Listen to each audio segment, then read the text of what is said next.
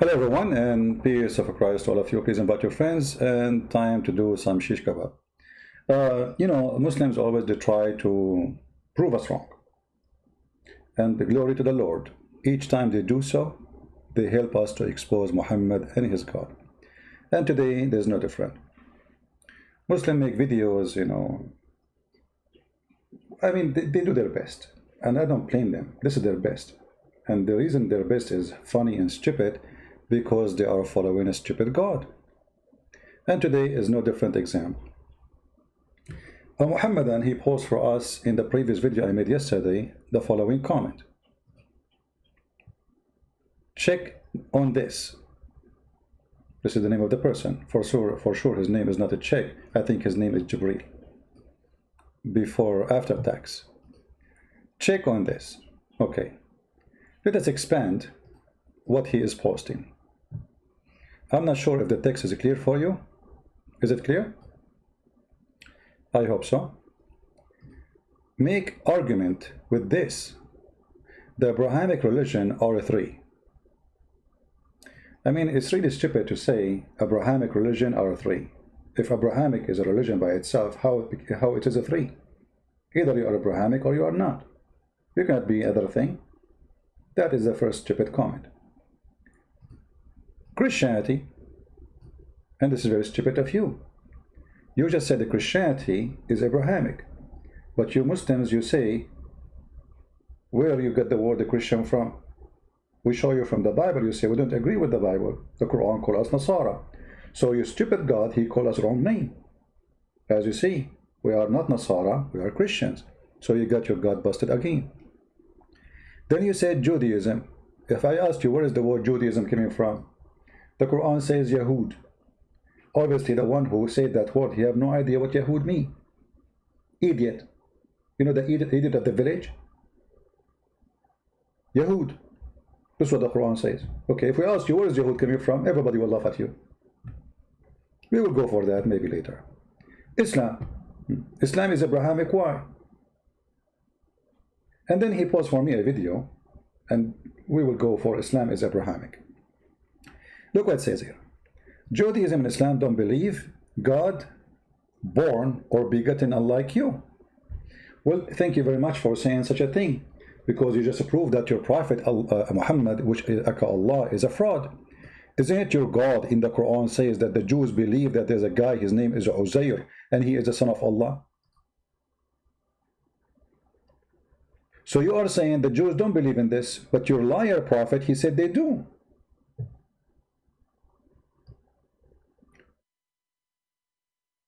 Now, which one we should believe in? The liar Muhammad or the liar Muslim who made a comment? You tell me. The Quran says the Jews call Uzair, see the Jews, not one Jew, because Muslims they try to say hey, this wasn't Jew, one Jew, because they could not find any Jew. We could not find in the whole Old Testament, in any book of the Old Testament, as you know the Old Testament is many books, the word Uzair, and he is the son of God. But you just said the Jews don't believe in this, so Muhammad is a fraud. And this is why we say that the best one to help us to expose the stupidity of Muhammad is Muslims. Stupid number one plus stupid number two, we have the stupid Islam. So is the Quran phrase is a lie? According to you, it's a lie. Let us go back to your comment.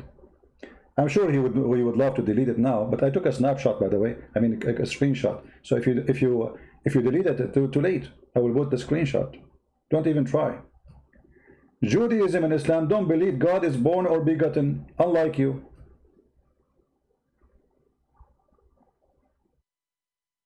So your God, he lied, because he said the Jews believe that God have a son. We continue. Judaism and Islam don't draw image idols from God or prophets unlike you. You know, in China they say he left as a donkey, he never came back as a mule, I mean as a horse. That is your case. Each time I debate a Muslim, I discover one thing. They have no idea. You know, they have no idea is connected to Muhammad when his wife Aisha, she was cheating on him, and he have no idea. Muhammad was receiving Quran from Shaitan, and he have no idea. Muhammad was reciting satanic verses, and he have no idea. Muhammad, he was not having sex with his wives, but yet he think he have sex with his wife, and he have no idea. I mean, this guy, he have no idea. So why you expect the Muslim to be better? Here we go. Judaism and Islam do not draw idol images. First of all, you are a black stone kisser. You have a real idol. Secondly, you idiot. Isn't it this is your Quran? Where Allah, he order Sulaiman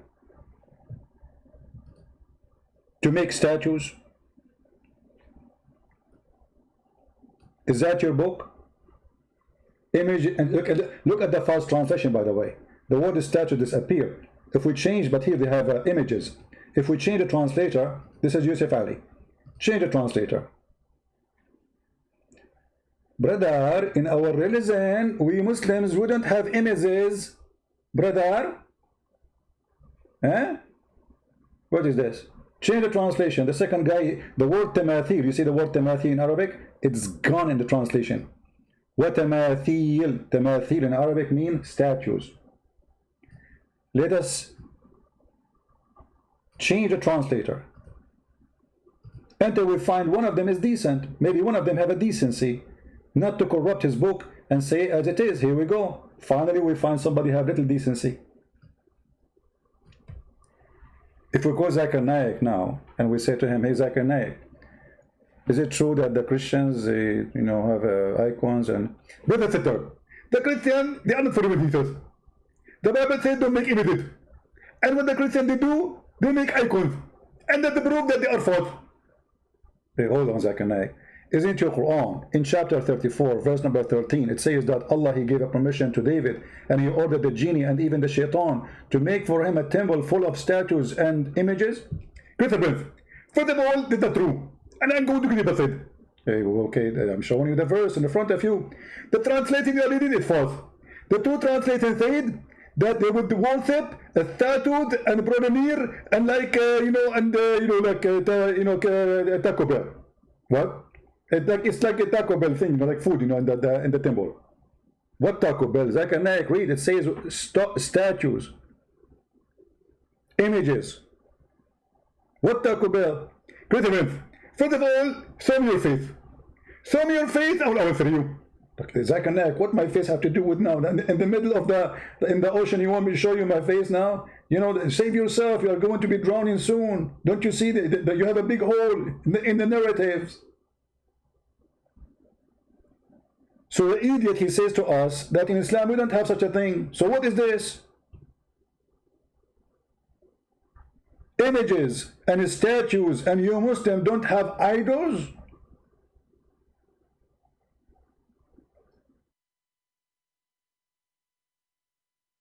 When I say stupidity is amazing, I mean it. So this guy, he was so excited, he posted his comment, and now he will be biting his fingers. And by the way, don't bite them, lick them. The hadith says, if you eat my friend, don't wipe your fingers or wash them, lick them, or let somebody lick them for you.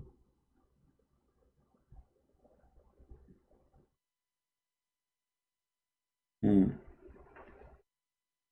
see the hypocrisy and the stupidity? They accuse us of what they have. Secondly, about making images, you know, even those churches who make images, you know, they have an interpretation for verses in the Bible where it says it clearly. And this is where Muhammad actually, he got the story from. I mean, the idiot Muhammad, he got the story, I think, from the kings. Hold on. Give me a second. I think, yeah, First Kings, chapter 6. This is where your idiot Muhammad, he got the story from. But for him, the one who made them, Allah, he gave control of Sulaiman. He gave him a ring to control the genie. And Sulaiman, he ordered the genie to build statues and images. Okay, brother? Let us see. Hold on. Let me open. There we go.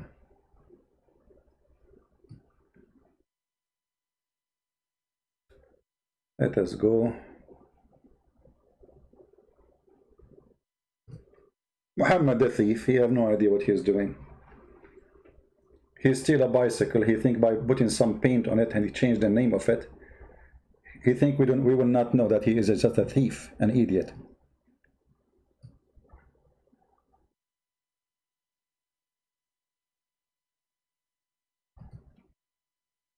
First Kings 6. And it came to pass in the 480th year, after the children of Israel were come out of the land of Egypt, in the 4th year of Solomon's reign over Israel, in the month Ziph, which is the 2nd month, that he began to build the house of the Lord. And the house which King Solomon built for the Lord, the length thereof was 60 cubits, and the breadth thereof 20 cubits, and the height thereof 30 cubits. And the porch before the temple of the house 20 cubits was the length thereof, according to the breadth of the house, and 10 cubits was the breadth thereof before the house. And for the house he made windows of narrow lights. And against the wall of the house he built chambers round about, against the walls of the house round about, both of the temple and of the oracle, and he made chambers round about. The nethermost chamber was 5 cubits broad, and the middle was 6 cubits broad, and the third was 7 cubits broad. For without, in the wall of the house, he made narrowed rests round about, that the beams should not be fastened in the walls of the house. And the house, when it was in building, was built of stone made ready before it was brought thither, so that there was neither hammer nor axe nor any tool of iron heard in the house, while it was in building. The door for the middle chamber was in the right side of the house, and they went up with winding stairs into the middle chamber, and out of the middle into the third. So he built the house, and finished it, and covered the house with beams and boards of cedar. And then he built chambers against all the house, 5 cubits high, and they rested on the house with timber of cedar. And the word of the Lord came to Solomon, saying, Concerning this house, which thou art in building, if thou wilt walk in my statutes, and execute my judgments, and keep all my commandments to walk in them, then will I perform my word with thee, which I spake unto David thy father, and I will dwell among the children of Israel, and will not forsake my people Israel. So Solomon built the house, and finished it. And he built the walls of the house within with boards of cedar, both the floor of the house and the walls of the ceiling. And he covered them on the inside with wood, and covered the floor of the house with planks of fir. And he built 20 cubits on the sides of the house, both the floor and the walls with boards of cedar, even built them for it within, even for the oracle, even for the most holy place. And the house, that is, the temple before it, was 40 cubits long. And the cedar of the house within was carved with knobs and open flowers. All was cedar. There was no stone seen. And the oracle he prepared in the house within, to set there the ark of the covenant of the Lord. And the oracle in the forepart was 20 cubits in length, and 20 cubits in breadth, and 20 cubits in the height thereof. And he overlaid it with pure gold, and so covered the altar which was of cedar. So Solomon overlaid the house within with pure gold, and he made a partition by the chains of gold before the oracle, and he overlaid it with gold. And the whole house he overlaid with gold until he had finished all the house. Also the whole altar that was by the oracle he overlaid with gold. And within the oracle he made 2 cherubims of olive tree, each 10 cubits high. And 5 cubits was the one wing of the cherub, and 5 cubits the other wing of the cherub, from the uttermost part of the one wing unto the uttermost part of the other. All right. So, guys, did we see? Did you see? The Muslims, because they are a bunch of ignorant about their religion and about what we believe too, about our book and their book, they come to us with an argument which is destroying Muhammad. Because the Muslims always they claim that anyone have an image, any kind of image is an idol worshipper. But this is Quran. And Sulaiman is obeying the order of God. So in one hand they say that the one who have images, he should not do that. He's committing a great sin against God. In the other hand, we see the Quran saying that God, he ordered Solomon to build the temple in such a way. And he made for him all the genies subdued to him, and they built for him. This is how we see always the ignorance speak for itself. And that's why they don't dare to debate us, because whatever they say, we will spank them. As simple as that. They don't dare. It's a stupid cult. They forgot that everything they have in their book is a theft. And because of that, it's very easy to destroy your theft.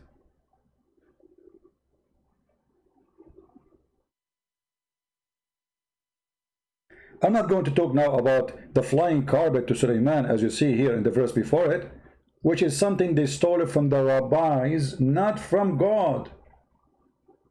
You see, the fool Muhammad, he was listening to a bunch of rabbis, and they have books which is not valid.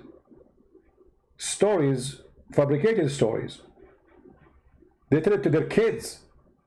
So when you bring me a rabbi, you should know that the rabbi is where Muhammad got the story from, but this is not from the Bible. Where in the Bible it says Sulaiman, he had a flying carpet? Where in the Bible it says Sulaiman, he heard an ant speaking to the other ants? Those are the stories, are not exist in the Bible. Those are the stories of the rabbis. And the stupid Muhammad, he took it, he put it there. I will show you an example of Muhammad the thief.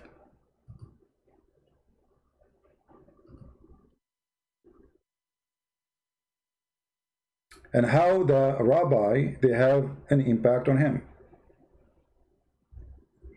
Muhammad, after start copying from the rabbis, the news, spread all over that Muhammad is just copy whatever we say. So Muhammad, he want to fix it. Muhammad decided to fix it. What he did, look at this. Muhammad was attending a funeral.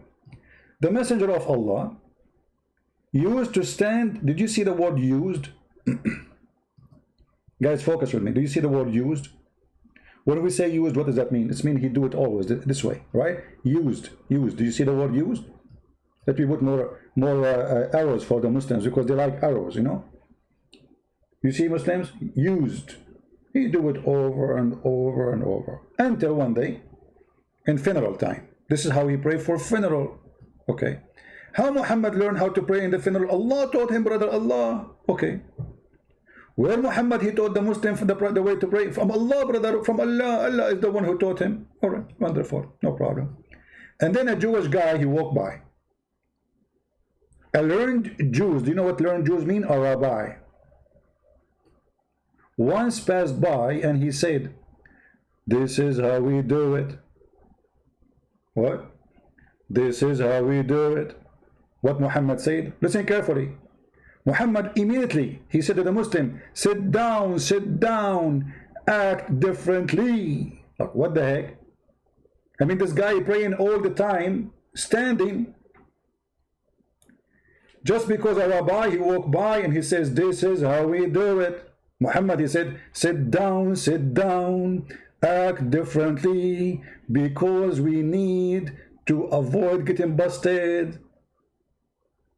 I mean, how fast did he wait for Allah to say to him, okay, Muhammad, change it, No, right away, sit down, in a second. So, was the prayer coming from Allah, or the prayer, the way he prayed, it was just a fabrication? He's trying to copy the Jews.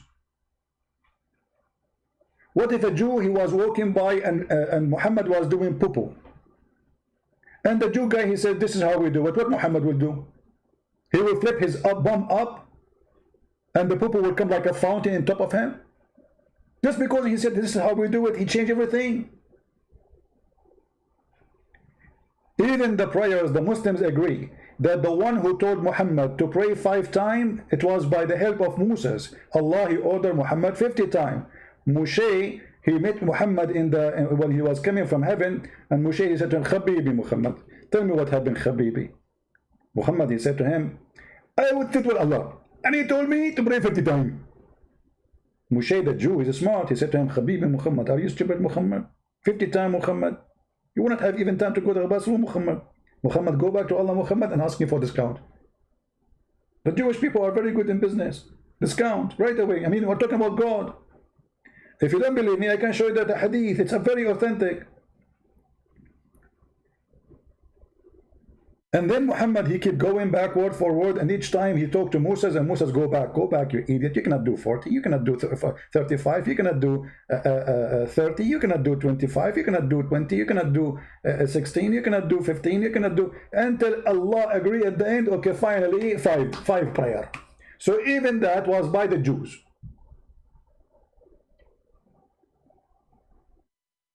Reference? Okay, let us show reference, because in Muslim they will say where he gets from. You are right. Okay, hold on.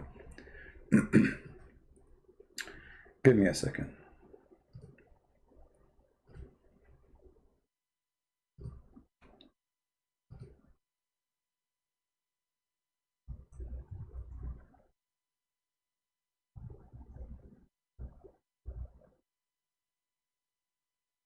Here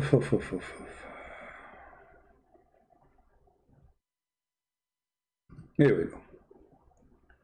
Reference. The book of Salah. Salah, my brother, the word Salah does not mean pray.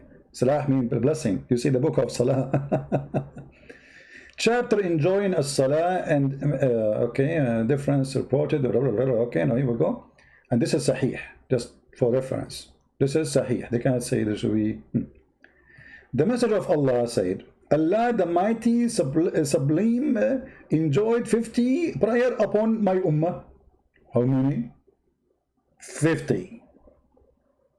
And I came back with it until I passed by Moses, peace be upon him, who said, what has your Lord enjoyed upon your ummah? Even Moses, he speaks Arabic, by the way. He say ummah. I mean, come on. Moses, he is an Arab. Hello? Okay. I said, he has enjoyed 50 prayer on them. Musa said to me, go back to your Lord, the Mighty and the Supreme, for your ummah will not be able to do that. I mean, look at this stupid story. Well, this story proved to us that Allah is an idiot and Musa is smart. Moses is correcting Allah. You know, you got Allah, what you gave you 50 prayer. They cannot do that. Who can do that? 50 prayer a day? If each time you want to prepare for the prayer, you need between 15 to 20 minutes. Just to prepare. How you can pray 50 times? Because remember, the Muslim, they have to do ablution, tatalution, malalution, the Taco Bell stuff. So I went back to my Lord, the Mighty, the Sublime, and he reduced the portion of it. What the heck is that? Are we... What? Like what?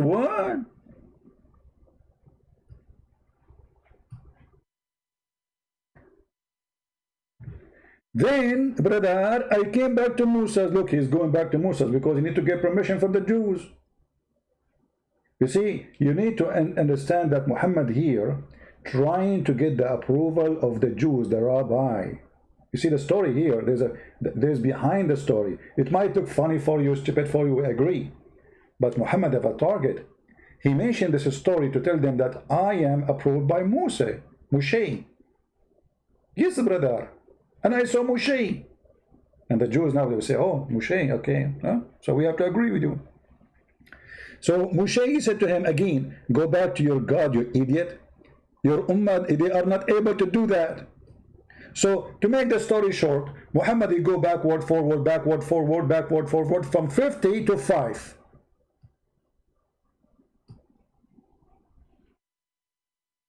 Do you see it?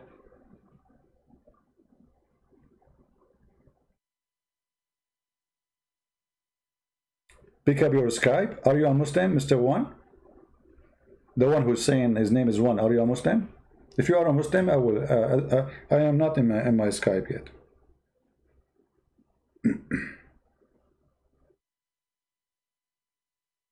Are you a Muslim? If you are a Muslim, I will open Skype just for you.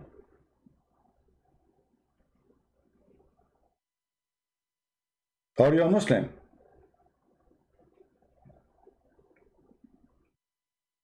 Do we have any Muslim he dare to call us? You know what? I will open my Skype anyway. Maybe we can get a fish. You never know.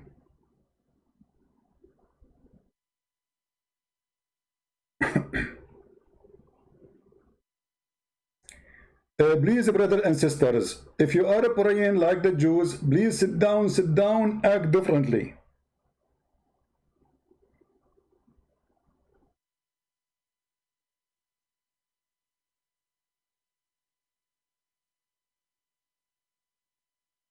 I mean, I keep receiving calls from those Chinese commercial scam. That's it. I blocked them. They kept coming. Okay. All right. My Skype. I'm logging in. If there's any Abdul, he wanna act differently and call me, feel free.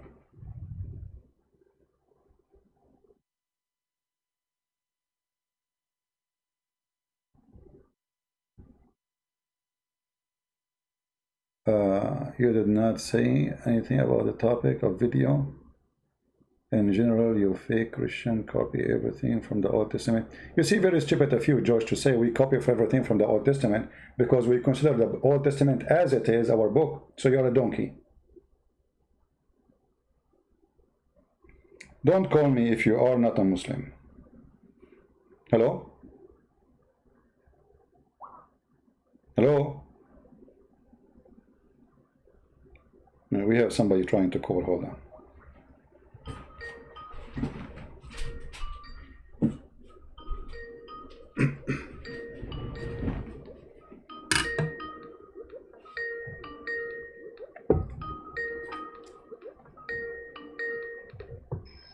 Hello?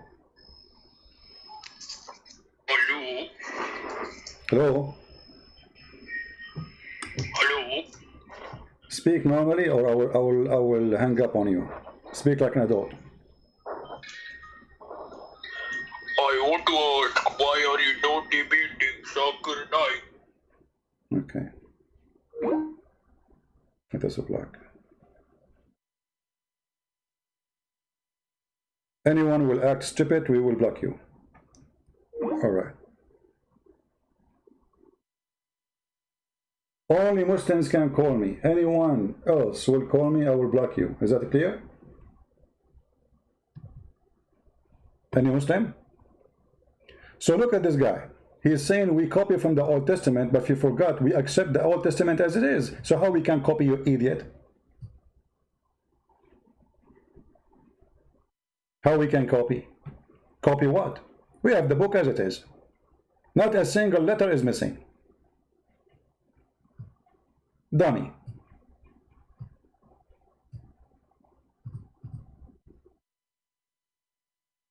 Do we have any Muslim?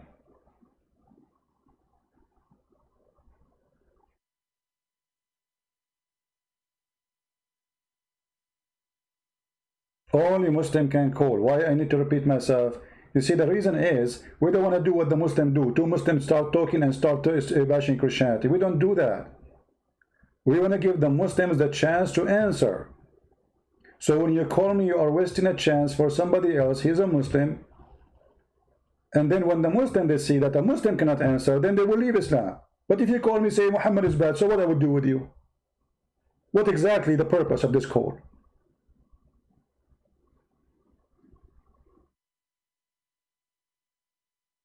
All right, let us go back to the topic then, as long as we don't have any Abdul. Somebody is calling. I think the same guy maybe. Hello? Hello?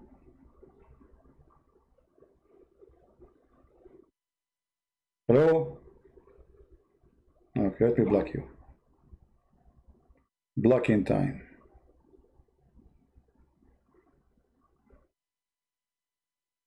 Next.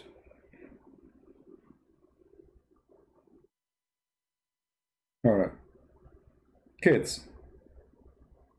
We adult. So, as you see, Muhammad is nothing but a person under the influence of the Jews, trying to copy the Jews and everything, but he is copying their stories, which is fabricated, which is not biblical. You know, many people, they think because somebody is a rabbi, that means he knew what he's talking about. My friend, the Jews, they have books which is disgusting, have nothing to do with the Bible. If you go and read the books which is the Jews they teach in their schools, there's no doubt that this is anti-God books, full of fairy tale stories. All the stories Muhammad he got it from the rabbi books, not from the Bible, not from the book of Moses, not from the book of any prophets, from the rabbis. As an example,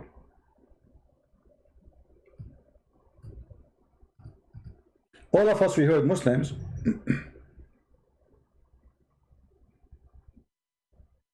debate Christians. Why you want to debate Christians? I mean, you have to be mentally ill to be Christian and you want to debate me. Literally. If you are really a Christian, if you are Jehovah's Witnesses, no problem, we can make a program just for you to spank you alone. Jehovah's Witnesses, Mormon, potato, tomato, all is welcome too. But our topic is Islam. Now, if you remember, the story of the punishment of the grave, the torment of the grave. Muhammad never mentioned this story all his life. Until one day, a Jewish woman, she came to Aisha, and she said to her, I seek refuge from the punishment of the grave.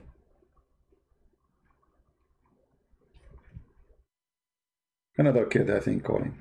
Yeah, I think this is the same kid. Let us give him a chance. Hello? Hi. Yes, my friend, you are live on air. Are you a Muslim? Hello? Hi. Are you a Muslim?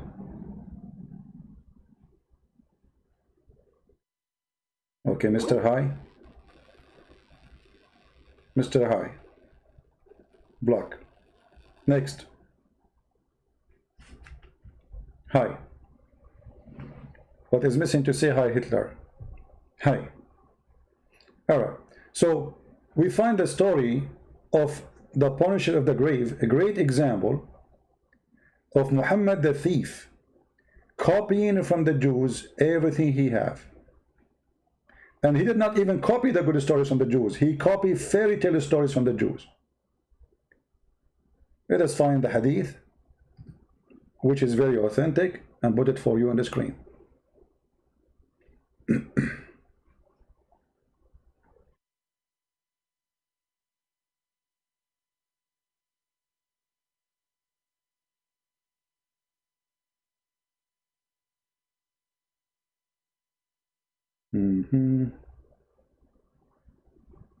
Here we go.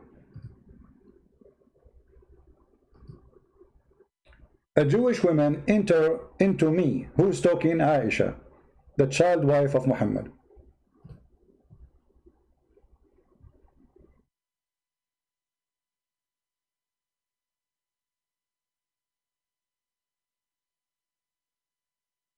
Somebody, he's a Muslim, he is saying this to me. Let us put his answer. Why you don't call me Mr. Mahdi? Sound like you are a smart man. Why you don't call me? The reason Muhammad started seeking refuge from the prayer, from that prayer, was because Jibreel told Muhammad that even Muslims and his wives would be put in trial. Well, let us see if this is true. The story in front of me, my friend. The story in front of me. A Jewish woman entered into me and said, the torment of the grave is because of urine. But where? Because of what? Because of urine?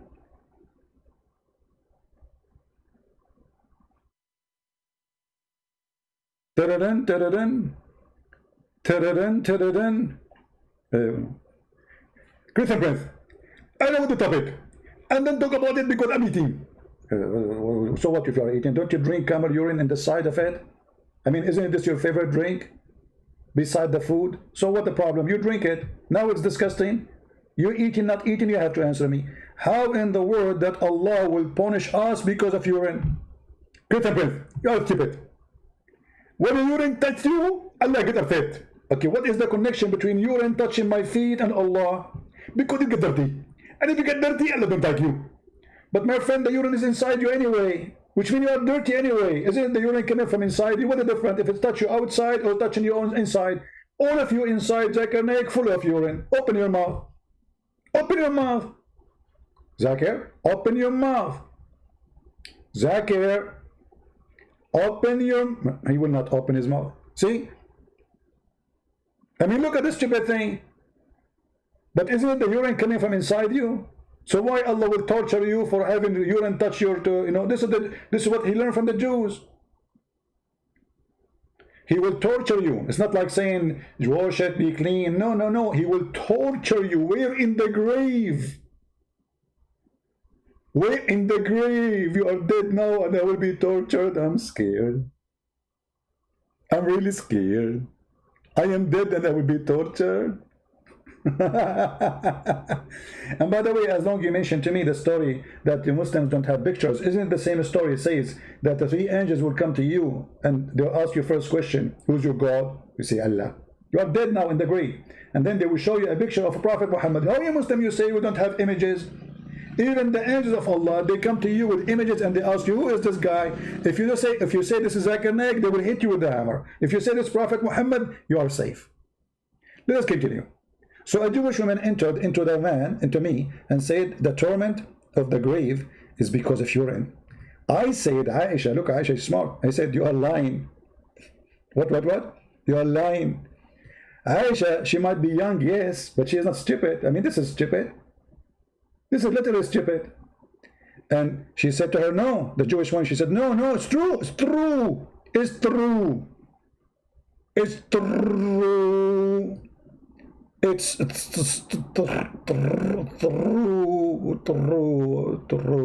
Oh. No, there's Uzair is not exist. We don't have such a name, my friend. Arabic, Christian, Jewish, doesn't matter. There's no Uzair. Arabic, Christian, Uzair is not Ezra. Same time, there's no person in the Jewish, all the Jewish books, including like the traditional books, which have nothing to do with the Bible, have such a name. Don't go there. So, it's true. We cut our skin and clothes because of it. The Messenger of Allah, he went out to pray, and our voice became loud. They are fighting. He said, what is this?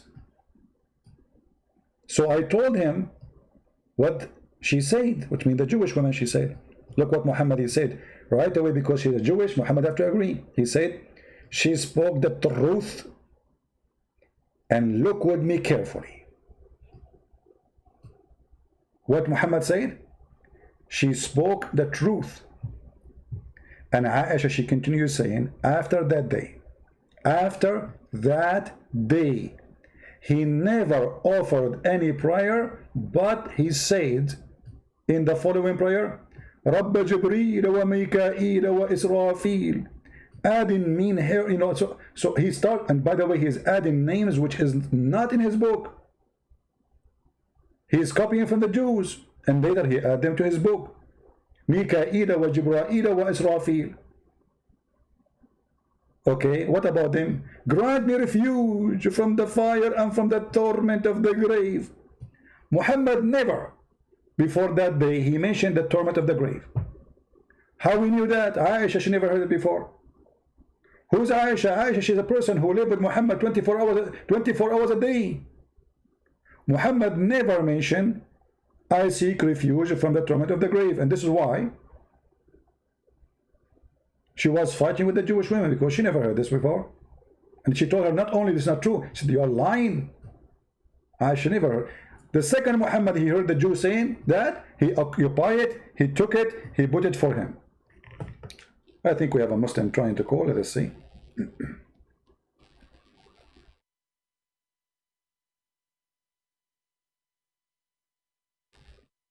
Hello? Hello? Yeah, hang up. Let me call him back. Yeah. So what you're calling?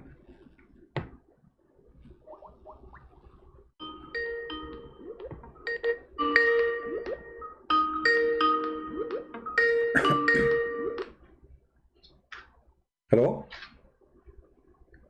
Hello? Yes, my friend, you are live on air. What do you like to say to us about the topic? You are a Muslim?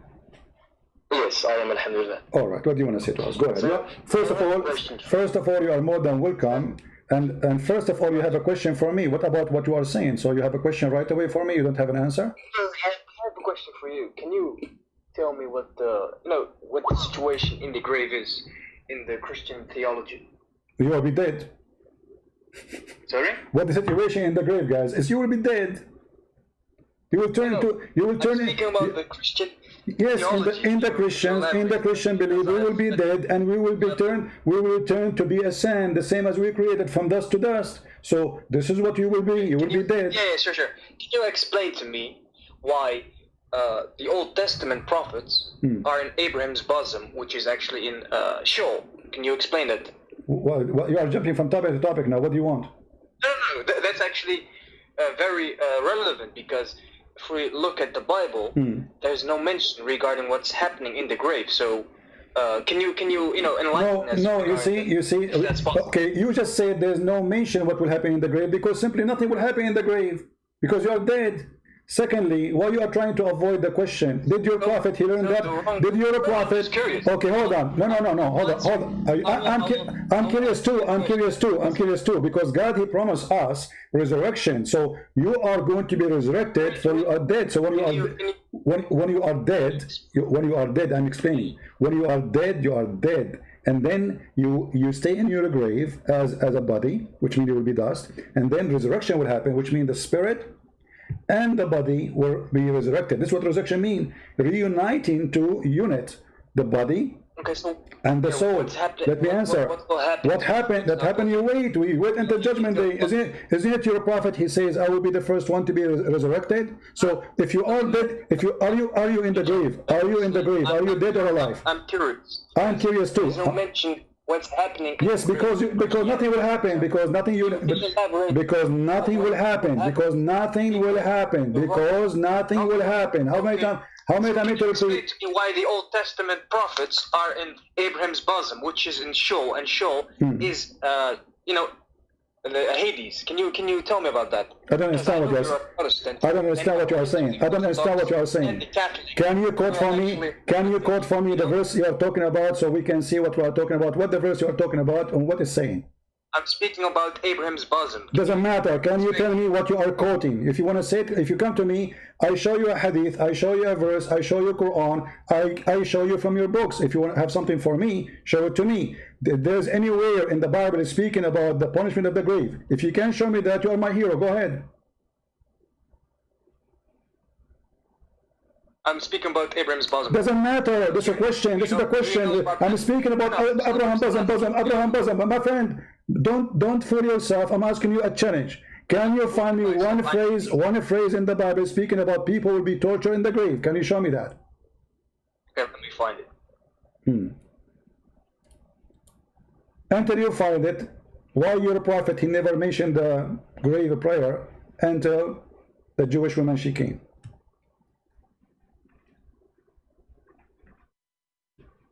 Hello? Are you there? Oh, sorry, what did you say? Yeah, what did you say? Why your prophet never mentioned the torment of the grave until the Jewish women she mentioned it?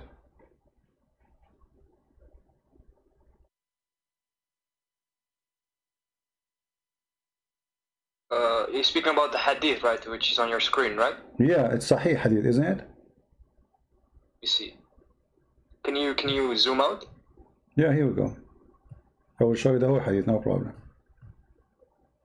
Aisha, she said, a Jewish woman entered upon me and said, the torment of the grave is because of urine. She said, Aisha, you're lying. What do you say?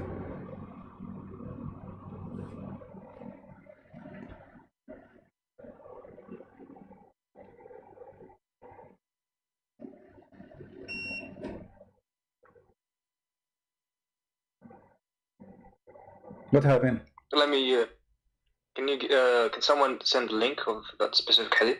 My friend, what link? Okay, I will post the link for you, no problem. I will post the link in the chat. But just be sure, please, mute YouTube. Yeah, It's Hassan. Okay, so it's not Sahih. it's Hassan. It's okay. Is it? Hassan means, Okay, what Hassan means? What has translate the word Hassan for me. Translate the word Hassan for me. Hassan means that it has an authentic thing, but it is not. It's not very strong, you know.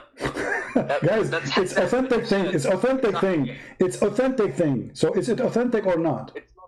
It's not the strong authentic. So that's what Hassan means. So what does that mean? Are you saying this hadith is a fraud? No, I'm not saying that. So what? So why you? Wait. You're the expert, right? So tell us, what does mawdu' mean? What does da'if mean? I don't care. All this garbage is. So you don't care. No, I don't care. No, I don't care. I don't care. You know, you put it down. Yes, you put it down when you want. You put it up when you want. It is you who wrote it. It's you who translated it. It's you who published it. And it says Hassan, and you are the one who said, don't change the topic. You said it's Hassan. You said it's authentic. So now it's authentic. Yes, your prophet is the one who said it. You know. Okay, let me read. Okay. Jewish woman entered unto me and said, the torment of the grave is because of urine. I said, you're lying. She said, no, it's true. We cut our skin and clothes because of it.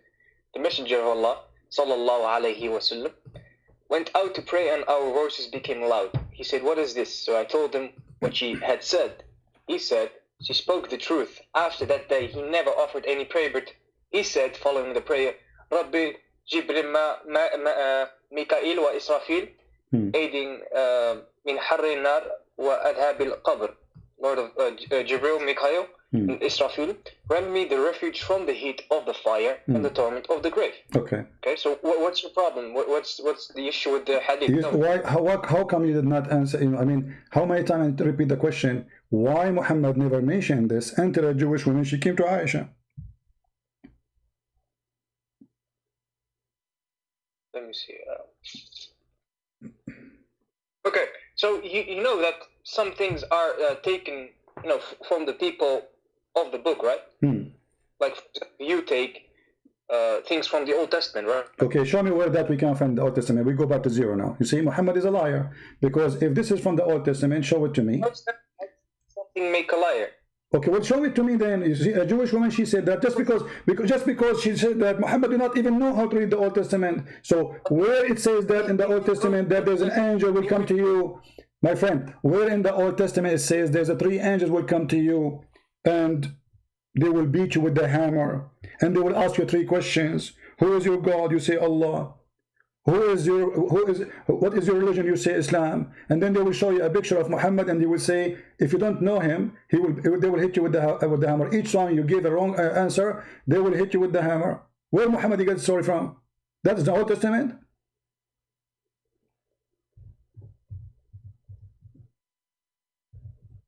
Where did he get the story from? Because he's a prophet of God. But the prophet of God, as you see, the prophet of God, my friend, the prophet of God, the prophet. You're funny because you're saying you get the three questions. That's true, but he will not speak. Only your heart will speak. My friend, for example, my friend, I'm asking you, the question is very simple. Muhammad never mentioned this until this Jewish woman, she came. He never prayed in such a prayer. He never prayed. You know what prayer mean? Muhammad, every day he prayed, and Aisha, she is witnessing. Aisha, she said, after that day...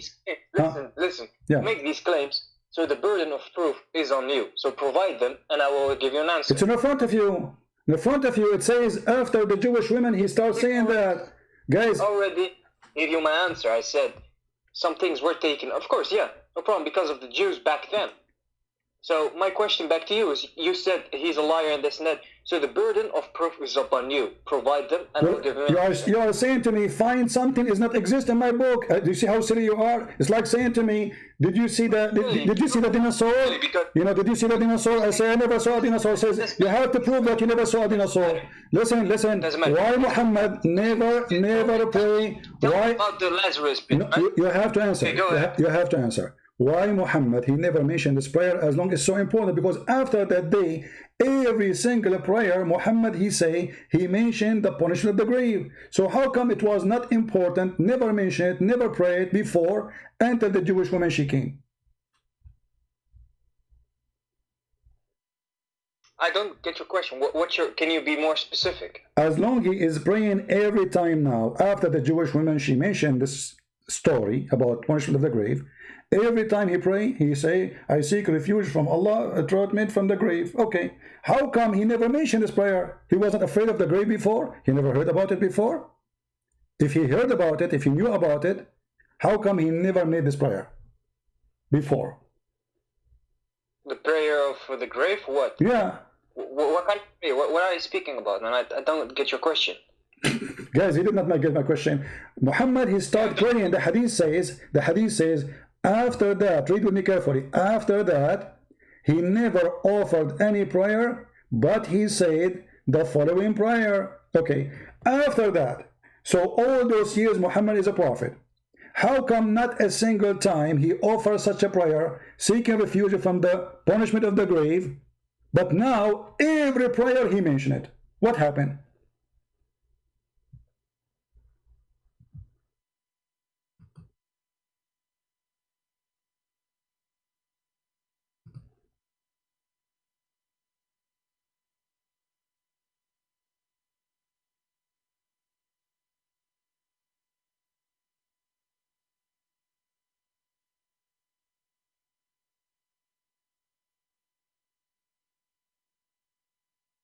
Are you there?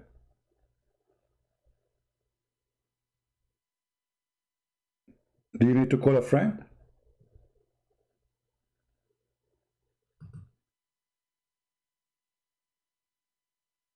Isn't it obvious Muhammad is a fraud?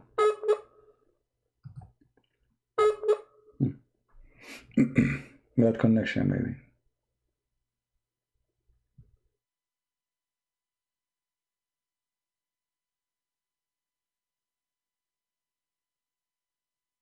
Are you there? It says reconnecting.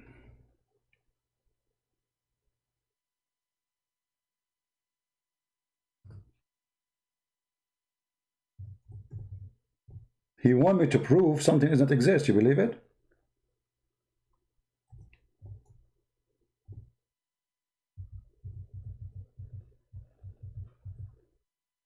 Are you there? Let me hang up on him and call him again. Oh, he hung up himself.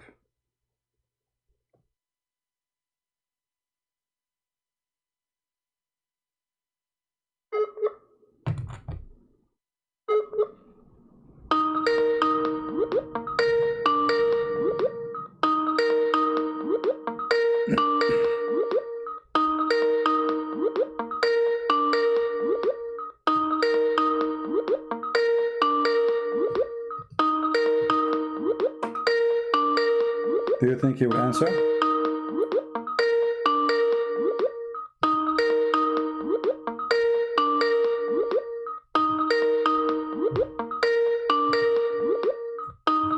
I don't think he will answer. What do you think?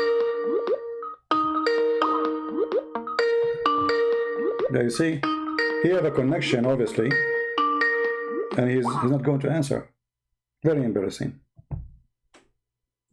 He's a prophet of God. He knew about it. He never mentioned it before. He never prayed before. Enter the Jewish woman, she came and she said that. That can't be true. A prophet of God or a fraud?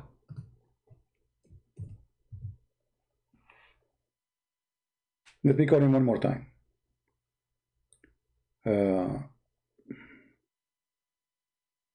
Please wait for your turn. We have to finish with the...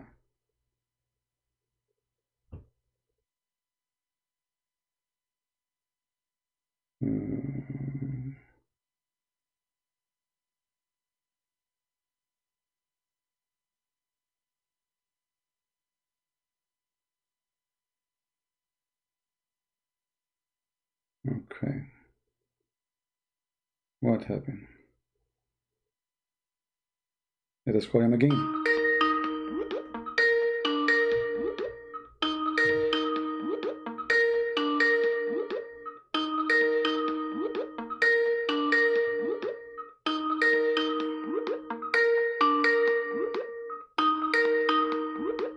He will not answer.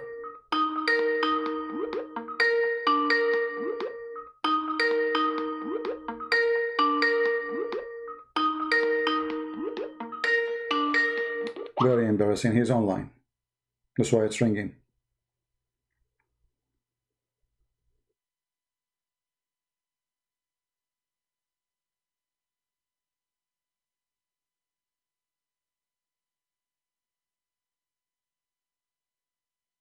Okay, we have a Muslim because he's saying to me, why you lie?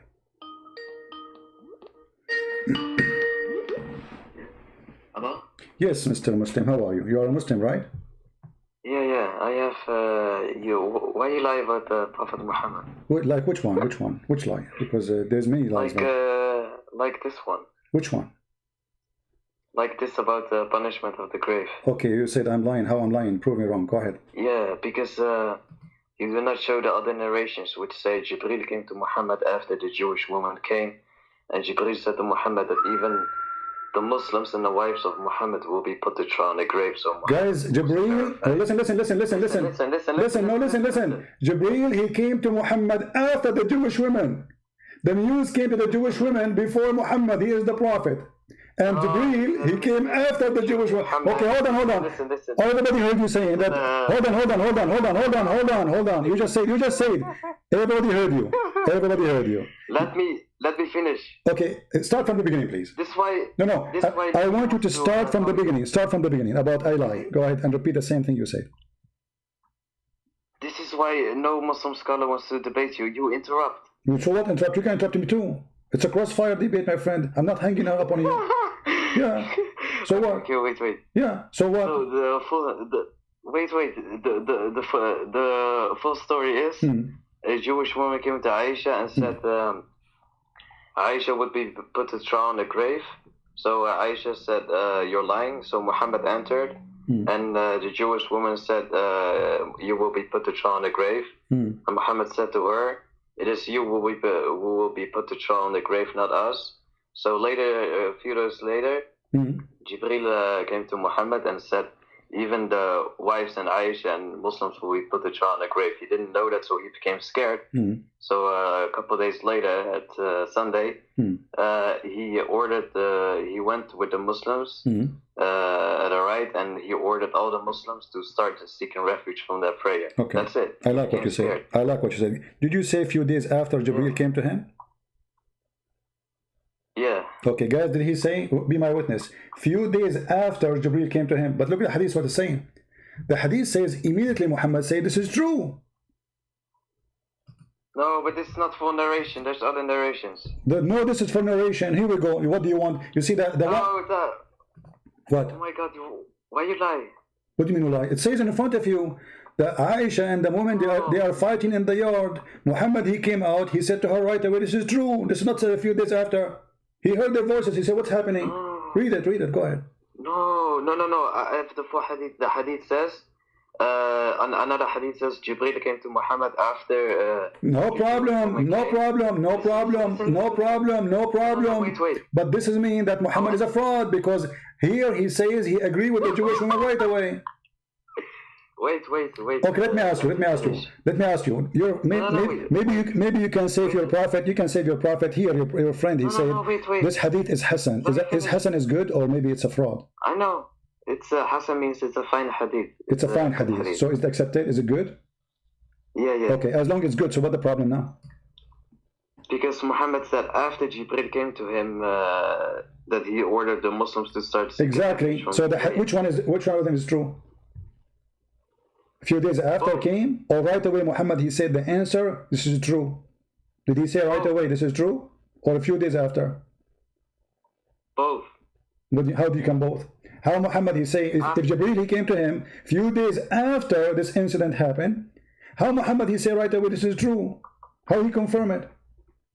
You just say that Jibril came to him a few days after to tell him the story. Yes, because Jibril informed him before that about the punishment of the grave.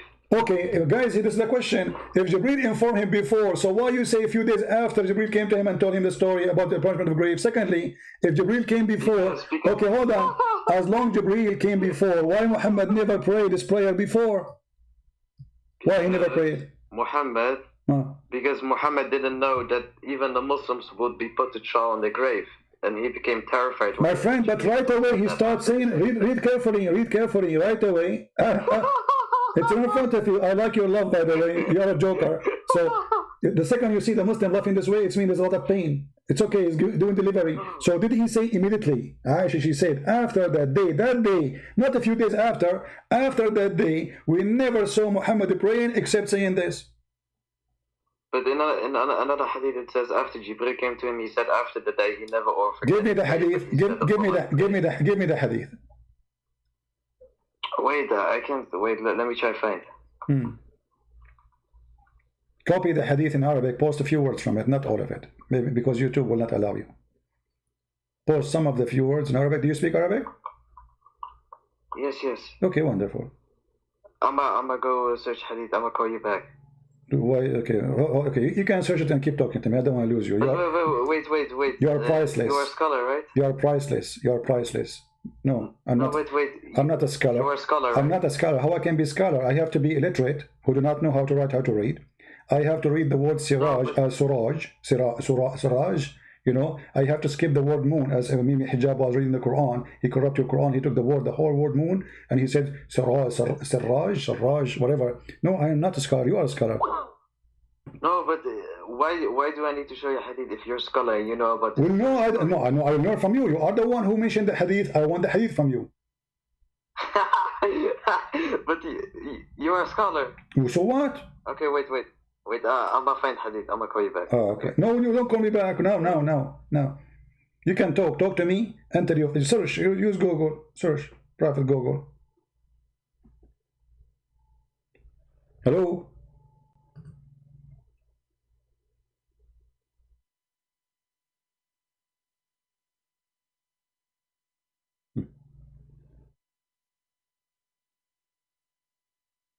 Let us call the other one until this guy get ready.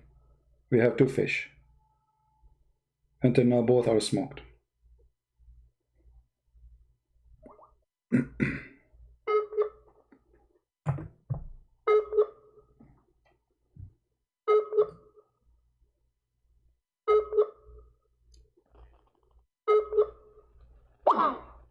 He's hanging up.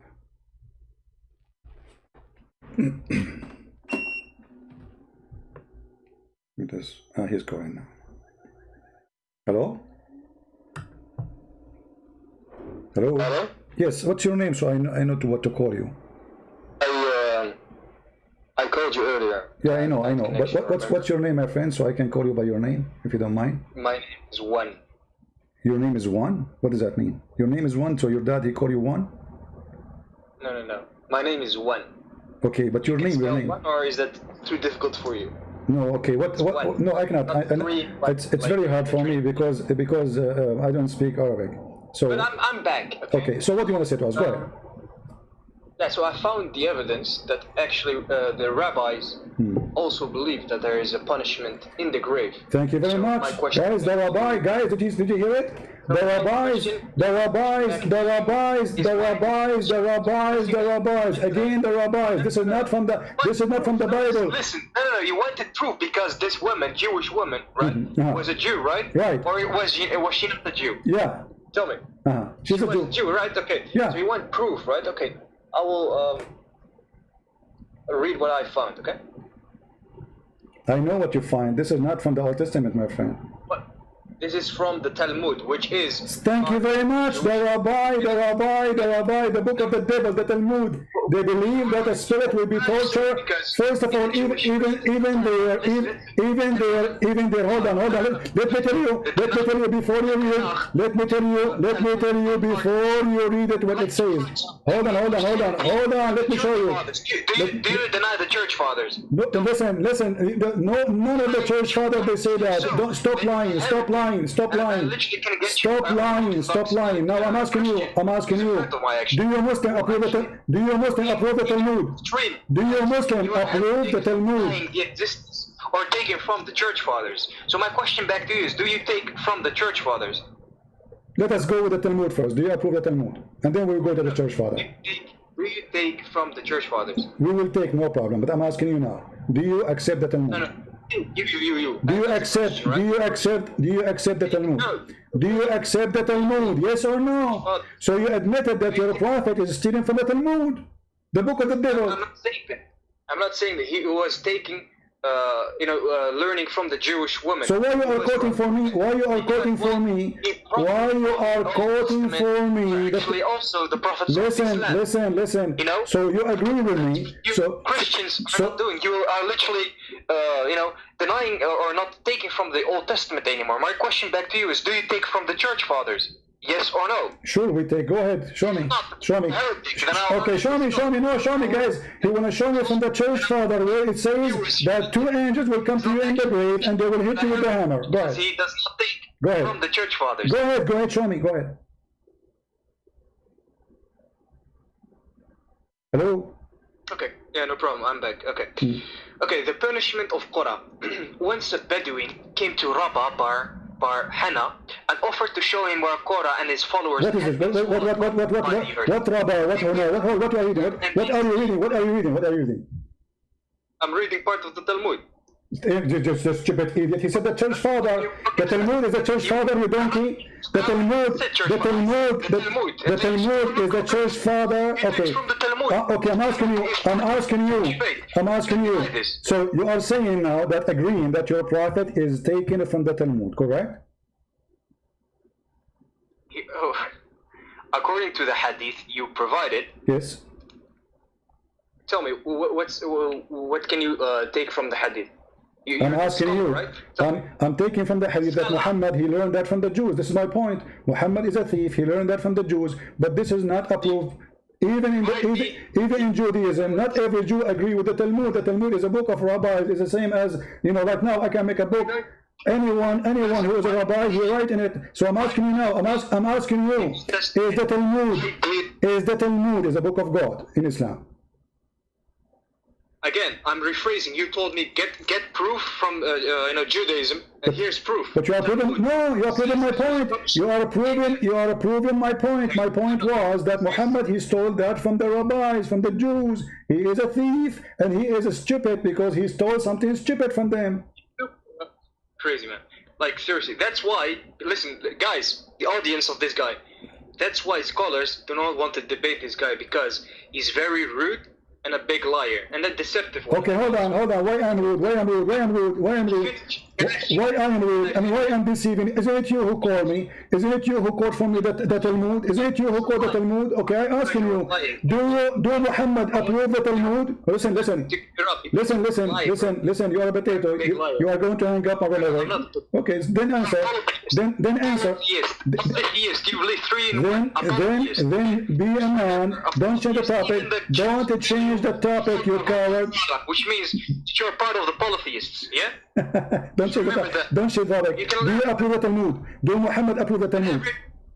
Do Muhammad approve the Talmud? Every Jew.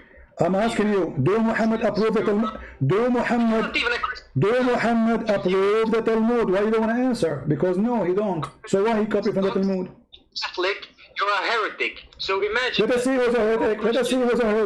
Heretic is the one who don't follow the book of God. It is you who said, listen. From the Church Fathers. What Church Father? Those are Jews, you idiot. And this is not even the book of God. Even the Jews don't consider it as the book of God, you donkey. So you are quoting for me a book even Islam don't approve. Do you Muslim approve the Talmud? Say yes. Heretic polytheist. Be a man and say yes. Do you approve the Talmud? Because we can quote for you from the Talmud things things will make Allah look like stupid. Do you agree? Do you agree with the Talmud? Yes or no? Do you approve the Talmud? So you're a prophet. He copied from the Talmud, a book of the devil. It's everyone who is watching the stream to study on your own, because this guy is a very big liar. And, thank you. Thank you. Are you going to run away? Coward. The prophet was quoting the Talmud. Guys, isn't this what he said? Muhammad is copying the Jews. He got busted. This is why when the Jew said to him, this is how we do it, a rabbi Jew, he said to him, this is how we do it. But Muhammad said, sit down, act differently. And this guy, he want to prove to us that I'm wrong. So what he did, he went to the book of the Jews, which is the rabbi books, not book of God. And those people, they believe that when a person is buried, then he will be tortured, his spirit will be tortured, not his body, for 7 days. This guy is an idiot. This is not the book of God. This is fiction stories. Many of the Jews don't believe in them. So how Muhammad he copy and he carry it, and where he got it from? Now we knew where he got it from. And this is why it says here, a Jewish woman, she said, and the other friend of yours, he was stupid. He said, this is the Hassan is not accepted. Well, I can show you the same hadith from Sahih Bukhari. The same exact hadith. But I was, I prepared a surprise like for them for later. So they argue this is the Eid, did not accept. This is Sahih Bukhari. 1372, very Sahih. So what you did, you help us to prove that Muhammad is a fraud, because Muhammad, he never said that prayer before. The other guy, he said he want to find me the hadith. We're waiting for it. An angel came to him after a few days, what he said. So why Muhammad said right away this is true? After the Jewish woman, she said the story. And after that, he never prayed without seeing it. And the coward, he hung up because it's very embarrassment. Do you approve the Talmud? Do you Muslim approve the Talmud? Why the Quran did not mention it? The Quran says Allah, he gave Moses the Torah. What is the Talmud? Coward. You just to prove to us that Muhammad is not following the book of God, following a book of fairy tale stories and fictions and evil. It's called Talmud. And why you hang up? Shame on you. Don't you want Allah to defend you? Somebody saying he have evidence from the Old Testament. Okay, Ahmed. Let us see Ahmed.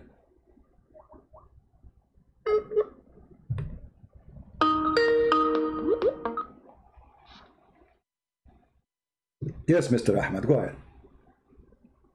My name's Duke Nukem. What?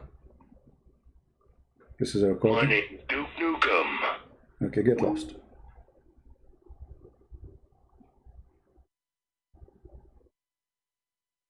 Who is a brave Muslim?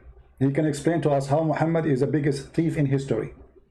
He stole all the fairy tale stories of the Jews, he put it in the book, and he considered that holy from God. And the proof is my witness. Here we go. A Muslim, he called us and he said he found the story in the Torah. But by the way, not the same story in the Talmud. The Talmud doesn't say that. Muhammad, he added more spice. As an example here, in different hadith, Muhammad, he said, there's 2 angels will come to you, which I find very hilarious. Actually, I wish I can make a cartoon about it.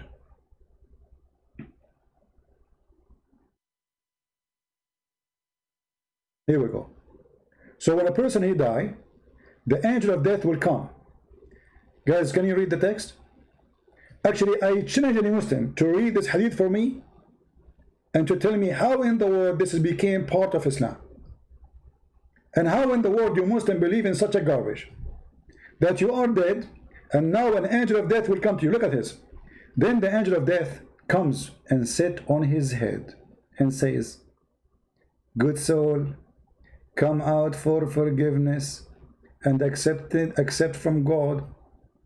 It then comes as a drop of a flows from the water skin, and he sighs it. Oh, the soul became water. Ooh. You will be steamed, my friend. Allah will steam you, and then your soul will become a water. And then he does so. So he don't leave in this hand and for an instant, okay? And then let us see where it come to him, the angels to question him. Now, hold on. Because this is the hilarious part of the story.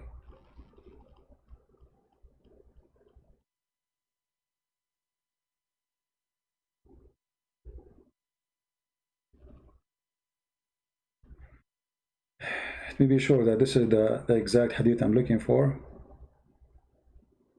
Here we go. Guys, read with me. If any one of you, please, know how to make cartoon, do me a favor and make a cartoon. I will post the hadith for you. Look at this.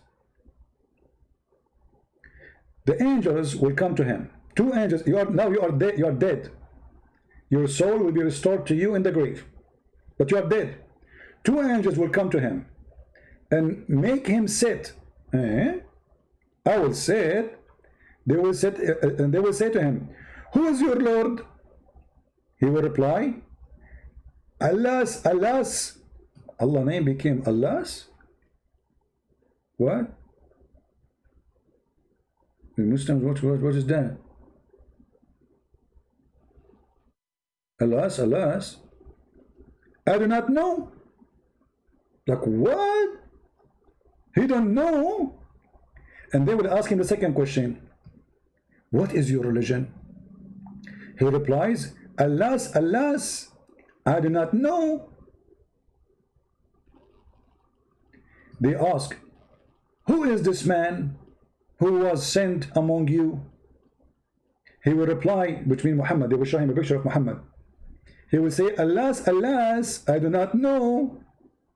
Then one carries from heaven, and he has lied, cries from heaven, and he has lied. The voice coming from heaven, that's Allah. He has lied. Okay. So spread out carpet from hell for him and open the gate. I mean, how the guy did lie? He said, I don't know, you idiot. How he did lie? Guys, does anyone here have a brain? The guy, you ask him 3 questions, he said, I don't know. An atheist, he don't believe in God, he don't know God. So how he did lie?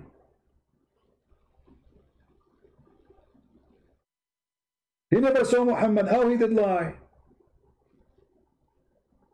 What is the name of your God? He don't know what the name of his God, because he don't worship God. How he done? Okay. And then open the gate for him into hell. And some of its heat and hot air come to him in the grave. In the grave. And made marrow for him, so that his ribs are pressed together. This is why Muhammad, he slept with Fatima bint Asad, the mother of Ali. And she was totally naked. And the excuse is not because she is so beautiful and he is a perverted man, but because he want to make the pressure of the grave less on her.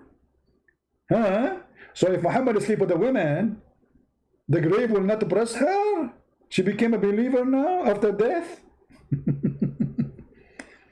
And the man with an ugly face, ugly garment, and offensive odor come to him.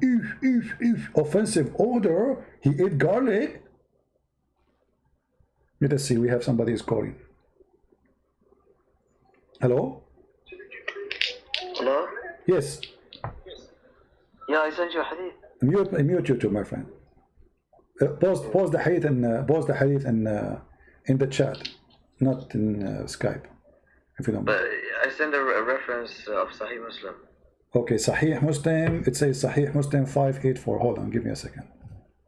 Yeah. Sahih Muslim, because those numbers, by the way, they are not accurate to the Arabic.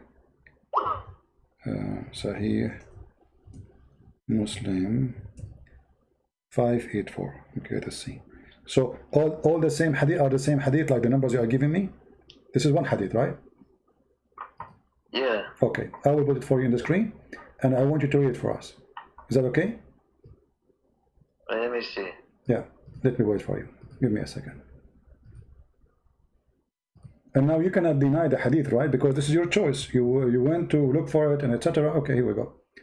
This is the hadith you mentioned to me. Let us see. Sahih Muslim. Okay, for some reason. The punishment of the grave is also in Quran. Hold on. I'm just trying to put the hadith you quote for me. Let me put it for you on the screen. Give me a second. Okay, Sahih Muslim, here we go. This is the hadith of your choice, my friend. Let me put the number on the screen so you can see and you confirm that this is the one you choose. Is that the one you choose? Oh, of course not. No, it says in your Skype 584 Sahih Muslim. What you have is Sunan Abi Dawud. My friend, isn't it you in your Skype? You said to me Sahih Muslim, hadith number. Oh, yeah. Okay, Sorry. so this is Sahih Muslim. Read the hadith for us. No, you read it. No, you read. My English is funny. I'm bad in Arabic, bad in English, and bad in Sanskrit. You read it for us. Go ahead. Okay. Let me see. The Prophet entered my house when a Jewish was with me, and she was saying, "Do you know that you would be put to trial in the grave?" The Messenger of Allah trembled on hearing this and said, "It is the Jews only who will be put to trial in the grave." Aisha said, "We passed some nights, and then the Messenger of Allah said, 'Do you know that it has been revealed to me you would be put to trial in the grave?'" Aisha said, "I heard the Messenger of Allah seeking refuge from the torment of the prayer after this." So you went all this time to give me a hadith to prove my point? You just to prove to me. No, Yeah, you proved to me exactly. This is the same hadith I was reading, but different book. This is Sahih Muslim. I was reading from different book and from Sahih Bukhari. Now you are quoting me Sahih Muslim, but the same story. A Jewish woman, she entered and she said to him, "You are going to be tortured in the grave." The message of Allah trembled. He trembled. Actually, the hadith you are giving me now is more terrifying. Yeah, laugh more. I want to laugh, guys. So Muhammad, he never heard this before. The hadith here proving that Muhammad never heard this before because he trembled of hearing this. Do you see it? Okay, what if I show you Quran before this hadith? Hold on. You are the one who quote this hadith for me to prove me wrong or to prove me right. Are you sure you are not paid by Christian Prince? Because Muslims, they say those who leave Islam is paid by Christian Prince. Christian Prince, he give them 5 hamburgers. Did he give you any hamburgers?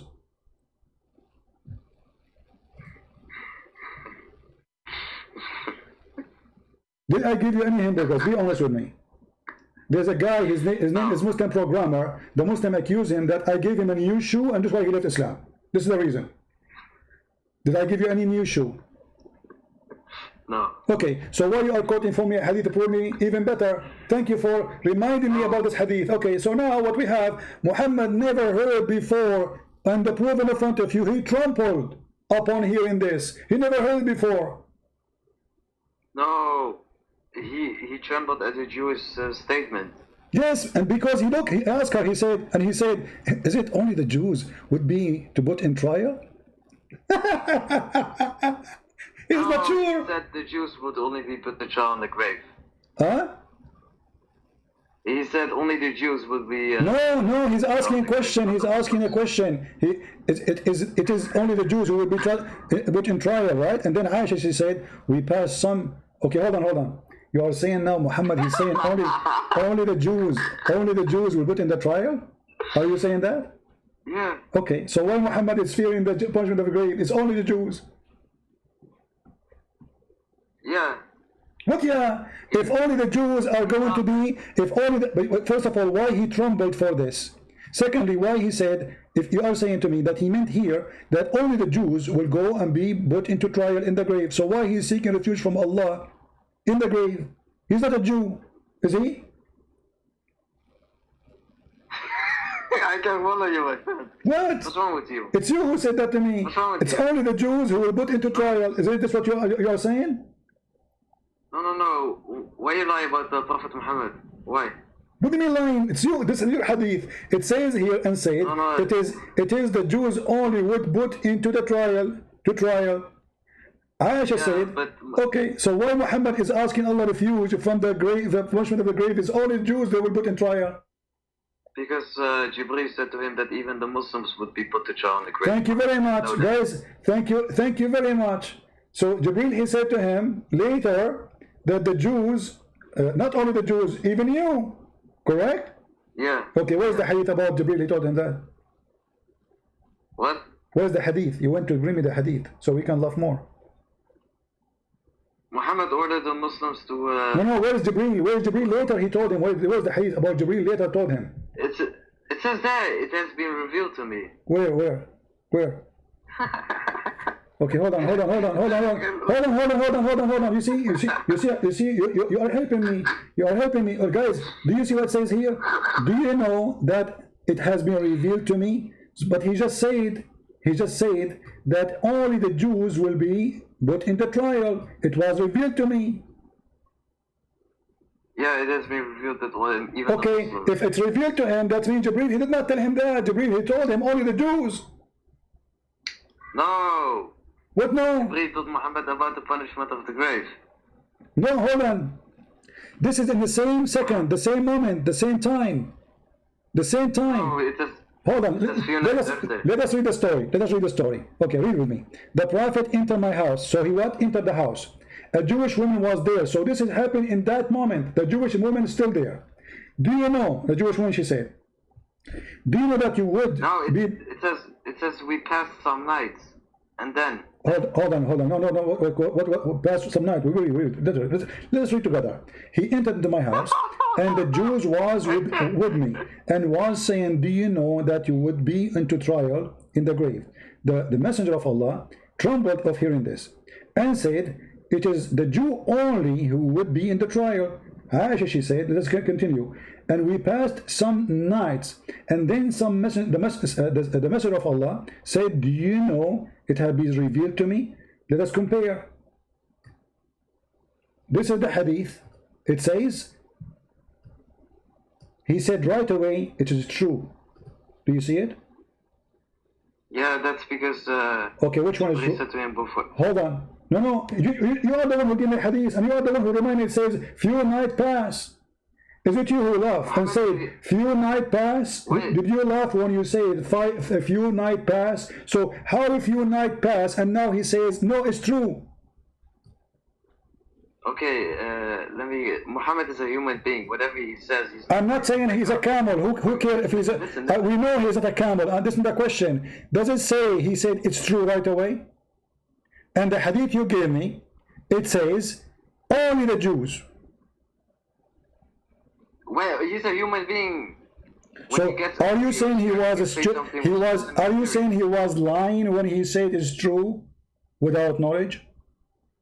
No, you are lying. So why he's saying it's true right away? You see, in the hadith you gave me, few nights pass, and then it was revealed to me, correct? You're the one who remind me of it. Thank you very much. My friend. But the hadith, and this is the same in Sahih Bukhari. Let us open Sahih Bukhari. Here we go. This is Sahih Bukhari, which Muslim they worship. Sahih Bukhari says, I like it when you laugh.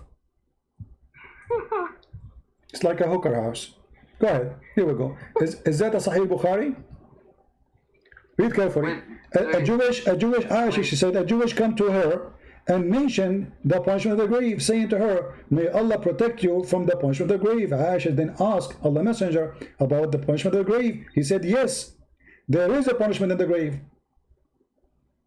Do you see it? Okay, so? Okay. So he agreed right away. No, but that's one narration. You just don't take one narration. My friend, I'm showing you all the narration, the one you gave me, the one in Bukhari, and the one in the other book. All of them. They are saying that Muhammad, he agreed right away. This is Sunan Nasa'i. What's your point? And my point is he agreed right away. He is copying the Jews. Before the Jewish women, she mentioned that story. But before the Jewish women mentioned the story. Okay, let me ask you. From all the narration you have, did you see anywhere Muhammad he mentioned ever? As long as you are saying that Jibreel he mentioned to him the punishment of the grave, why Muhammad never mentioned until the Jewish woman she came? Okay, what if I show you from Quran before? No problem. Show me from Quran before. As in Quran saying that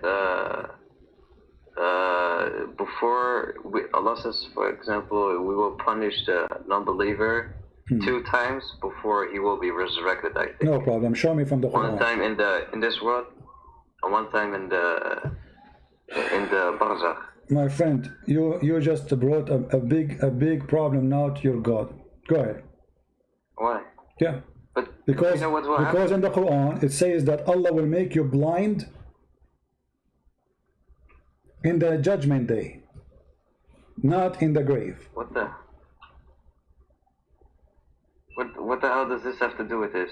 Well, this is what the Quran is saying. Allah will start torturing you after the resurrection, Yawm al-Hashr, not when you are in the grave. Chapter 20, No, verse number 24. Okay, show me from the Quran. Show me from the Quran. Show me from the Quran. Here we go. Is that Quran? Chapter 20, verse 124. It says Allah will gather all of those kuffar in the judgment day. He will rise them up and he will make them blind. Wait. That's the main punishment. That's hellfire. No, this is before hellfire. This is in the day of resurrection. This is not hellfire yet. No, but there's two punishments before someone will be brought. No problem. Does it say here, chapter 20, verse 124, Allah will punish you in the judgment day. Start torturing you by making you narrow down in your life, and He will make you blind. Yes or no? Yes. All right. No, Okay. Read it correctly. I'm reading it correctly. Read it correctly. You go ahead. You read it. Go ahead. Wait. Do you know what will happen to you in the grave? In the grave, yes, two angels will come to you and they will ask you 3 questions. Yeah. And then each time you answer the question wrong, they will hit you with the hammer. Is that correct? Yeah, but a dragon will come to you with A dragon, yes. A dragon he have. How many head he have? How many head he have? He has 90 heads, and each head is like a snake head, and they will Okay, eat your flesh. so he have 99 heads. Hold on, he have 99 heads. Each head have 7 heads. Yeah. The total is what? They have heads of snakes. No and They will problem. eat you up. So 99 heads, like Allah, and each head have 7 heads. Wait, What is the total? So what are you calling my god Satan? I'm not saying anything. You are the one who mentioned the story. So on what they will do, they will go inside your anus. Is that correct? So you have 99 dragons. Each one of them have Oh my God. have 7 heads. I can show you. You want to challenge me? You are so inappropriate, sir. No. No, it's not good. Okay, hold on, guys. So if I say anus is not appropriate, are you sure? Listen, are you going to show me fudge? No, I will show you. I will show you that your God Allah. I will show you that your God Allah, He will insert in your anus a chain of 77 cubit from the Quran.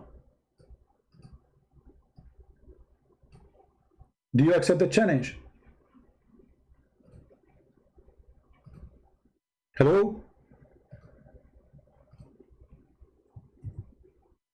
Hello? You want to play dead? Chapter 69, verse number 32. Furthermore, make him march in a chain. Stupid translation. What march in a chain?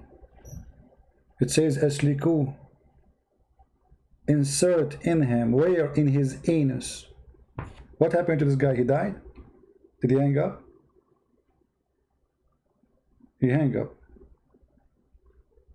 Okay, we have another Muslim trying to call.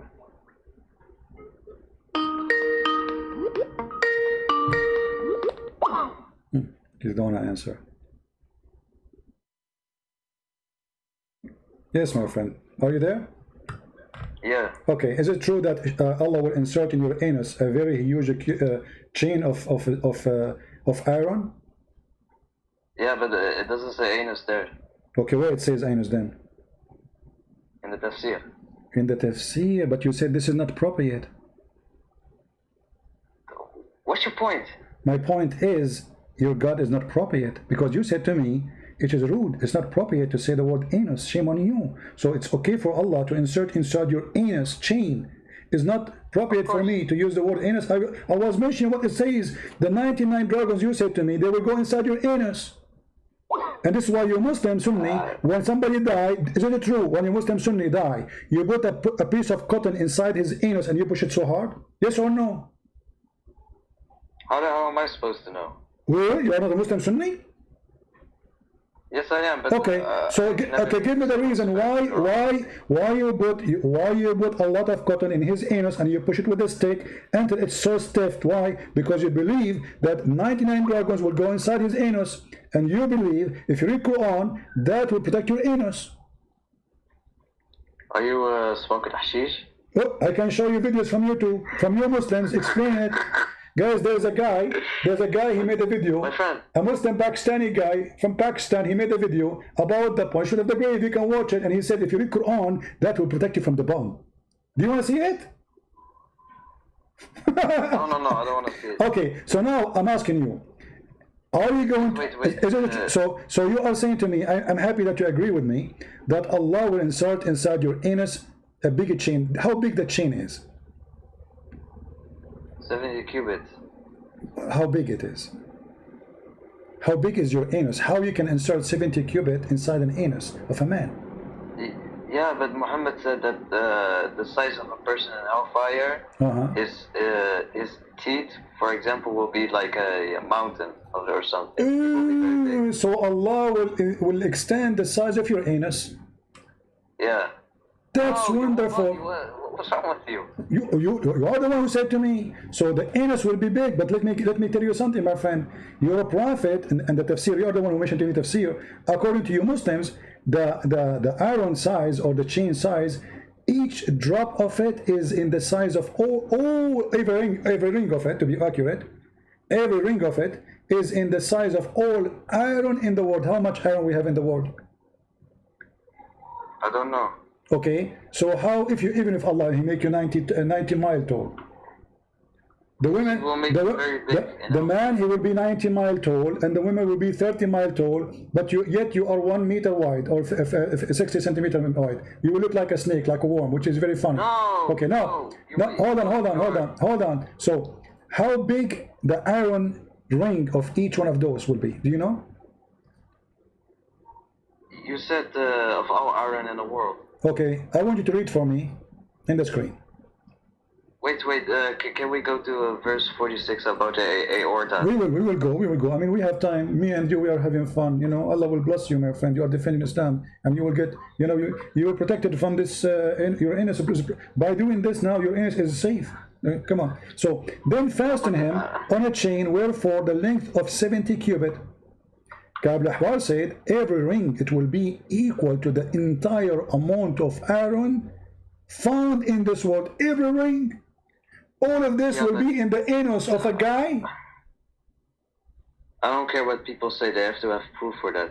Well, I'm showing the proof in front of you. This is your books. This is Ibn Kathir. Yeah, but he's not my prophet. That the guy who said that. Okay. So do you have a proof? Do you have a proof when your prophet he says 2 angels will come to you and they will hit you in the hammer on your head? Yes. Where? Have you ever go to a grave? Okay, so how come those in the university they have a skull of a human being who's dead for 1,000 years or maybe more, and yet the hammers did not hit them yet, and they are kuffar? No, but this is the spiritual world. What spiritual world? Your prophet he says they will hit him with the hammer in his head and they will split it to pieces. This is the spiritual world. What spiritual world? They will hit him with the hammer. Is the hammer is real or not? Yes. Okay. It is like a Thor. It is a Thor hammer. All right. So it's like a Thor hammer, guys. It's a Thor hammer. Wonderful. So when he hit him with a Thor hammer, and he is going to be 2 pieces, right? Yeah. Okay. So how come we could not find one? And by the way, why 2 pieces? Is it a watermelon? I mean, if you hit it with a hammer, you will smash it. It's a Thor hammer, but they make it 2 pieces. Yes, your skull will break. No, if you hit the skull with the hammer, you will make a hole in the location of the hammer. That's it. Otherwise, the hammer, if it's so big, then you will smash the whole hammer. You cannot make it unless it's an ox. How you can make it 2 pieces? I don't know what this hammer is like. Ah, okay. Let me ask you then. Those do you know the description of those angels? I think I read something about their voices are like thunder or something. They will be very black and very ugly, something like that. Very black, very ugly. Yeah. With long hair and stuff. So if you are black, you are ugly in Islam, correct? Oh my God! Why you say that? Why you are racist? You are the one. I am the one who said that. Guys, I am the one who said that. It is you who said they are very black, very ugly. No, it's black and in darkness, not in brown. Okay. Let us read together. But my friend, can we go to verse? We are going to go. It is you who said very ugly, very black. It's you, not me. You know, I always defend that racism is from the devil. God, he made us children of Adam and Eve, all of us. So your prophet, he teach you that, and you agree, and you just said that. Now, read with me carefully. No. Read with me carefully. There's two angels will come to you, and you are the one who mentioned to me that they have a special description. Okay. The Messenger of Allah said, when the deceased, or he said, when you is buried, two angels, black and blue. Black and blue. Blue angels. Okay, so no, not the blue angel. No. He is going to be black. His eyes is blue, and then they will come to you. One of them, his name is Nakir, Munkar, and the other one is Nakir. They say, "What did you use to say to this man?" So he says, what he used to say before death. He is Allah's slave and his messenger. I testify that none has the right to be worshipped but Allah, and that Muhammad is his slave. All of this, and you are dead in the grave. All of this conversation, and you are dead. All right? Okay. No, but you will be going to the barzakh. It's going to be a different world. You are in the grave still, my friend. This is that. It's called the torment of the grave. You are in the grave, not different word. Okay. Yeah, but Muhammad said if okay. That's no it's going to be no, okay, then the question now correctly, and then his grave will be open all right. for him. So this is the question. A Muslim, he answered, so he passed. Now, if it's not a Muslim, look what we'll say. Read carefully. Because you're a Muslim and you answer the correct answer, he says his grave will expand to 70 by 70 cubit. I like big grave. I like it. You know, we can play a bing bong, you know, bigger grave. Okay. Then it will be illuminated for him. I will have LED in my grave. Alhamdulillah. LED. The guy is dead. Illuminated for him. Okay, no problem. Then it says to him, sleep. Sleep. The guy is dead. Sleep. So why it's illuminated if it's going to sleep anyway? Let it go. Then he said, can I return to my family? Inform them. The guy, when I go to his family, can I go to my wife and my children, inform them that I have a nice grave? They will say to him, sleep as no with whom none awake, but the dearest of his family. Okay, then until Allah resurrect him. Okay, but if he was a hypocrite, look what will happen. If until Allah resurrect him, and then he says, but if he was a hypocrite, he would say, I heard people saying something, so I said the same. I do not know. So they say, we do not know. You would say that. So the earth is told, constrict him. So constrict him. And squeeze him, squeeze his ribs. And his ribs together will be continue being punished, like until a day of resurrection. But let me find the hadith where they hit him with the hammer. I mean, guys, here, by the way, do you notice that Muhammad is a big fraud? I want to ask this gentleman, why in this hadith Muhammad did not mention the hammer beating? Do you know? There's two options. Either a person will have a lot of punishments, or either a person will have a punishment. No. He mentioned everything. Guys, two options. He said there's two options. No, he said what will happen to the Muslim, what will happen to the. In the other hadith, Muhammad he mentioned two hammers. Wait, Habibi, wait. Allah said every person will be punished according to his sins. Some will be punished heavier, and some will be punished lightly. Okay, well, but he explained how. Yeah, but this is for some people, or one person will get all these punishments. So okay, but where is the hammer? What happened in this story to the hammer? Where I cannot find the hammer? I just explained. What's wrong? No. He said, if you are a hypocrite, listen carefully. If he was a hypocrite, he would say, those are the second part. There's two kinds of people, believer and the hypocrite. Okay, what will happen to them? Allah will do this. So how come in different hadith, Muhammad, he mentioned a hammer? Is that an addition? Yeah, but there's one hadith where Muhammad mentioned all these punishments together. Ah, that's what I'm saying. How come Muhammad, he don't mention the story repeatedly, twice correctly? He's a human being, he's not God. So Muhammad is not a God, he is a human being. So here he was misquoting what will happen. What are you talking about? Well, you just said to me he's a human being. As an answer for what? As an answer for not telling the truth, because this is not what will happen. No, Jibril told him all this information correctly. Okay, how come he don't see it? Here we go. Read carefully. Listen, my friend, In this hadith, can we go to verse? in this hadith it says that Allah will bury you blind and dumb, and then He will place in the in a charge of Him having sledgehammer. Sledgehammer.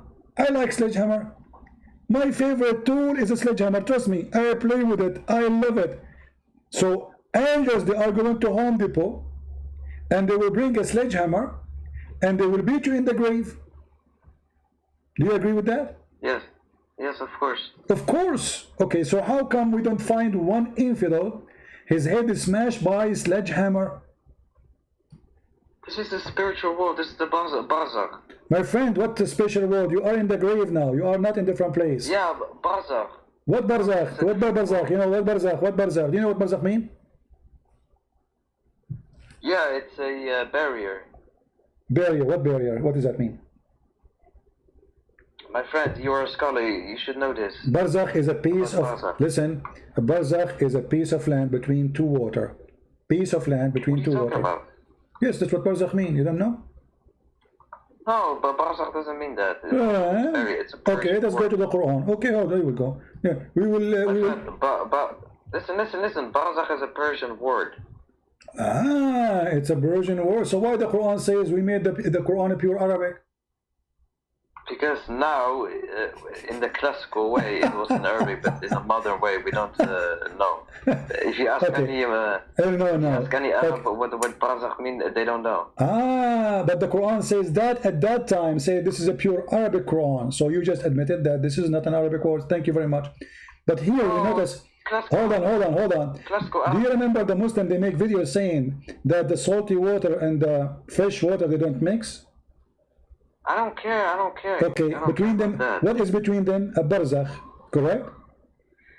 What barzakh is? A piece of land. My friend. So Muslims are lying again. Okay, so listen. So you are saying to me what we learned from you, that your prophet, he cannot repeat the story twice.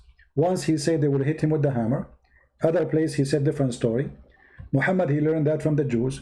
Your friend, he called us and he quote for us a story is coming from the Talmud. And all of you are Muslims, are helping us to prove that Muhammad is a fraud. Copying fiction stories from other religions. What's your point?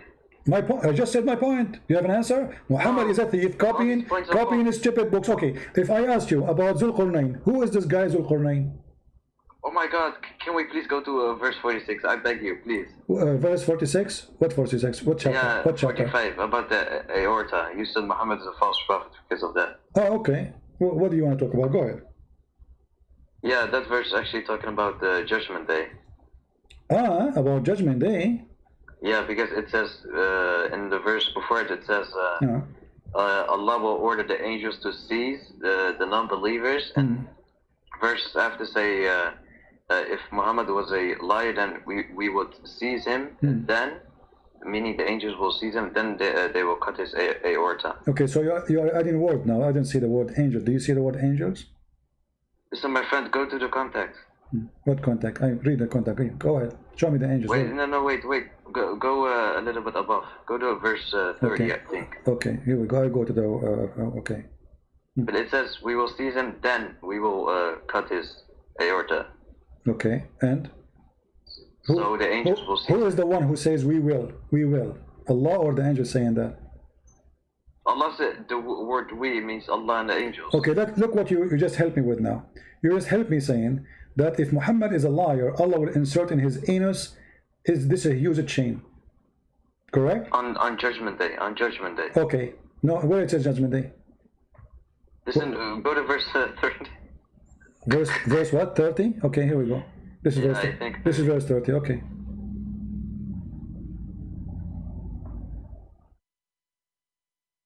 You know, the funny is, a second ago you were telling me that when you die, there is a punishment of the grave, and now you are saying to me in Judgment Day, you are contradicting yourself. So do you Muslim believe the torture will start from the grave or from the Judgment Day?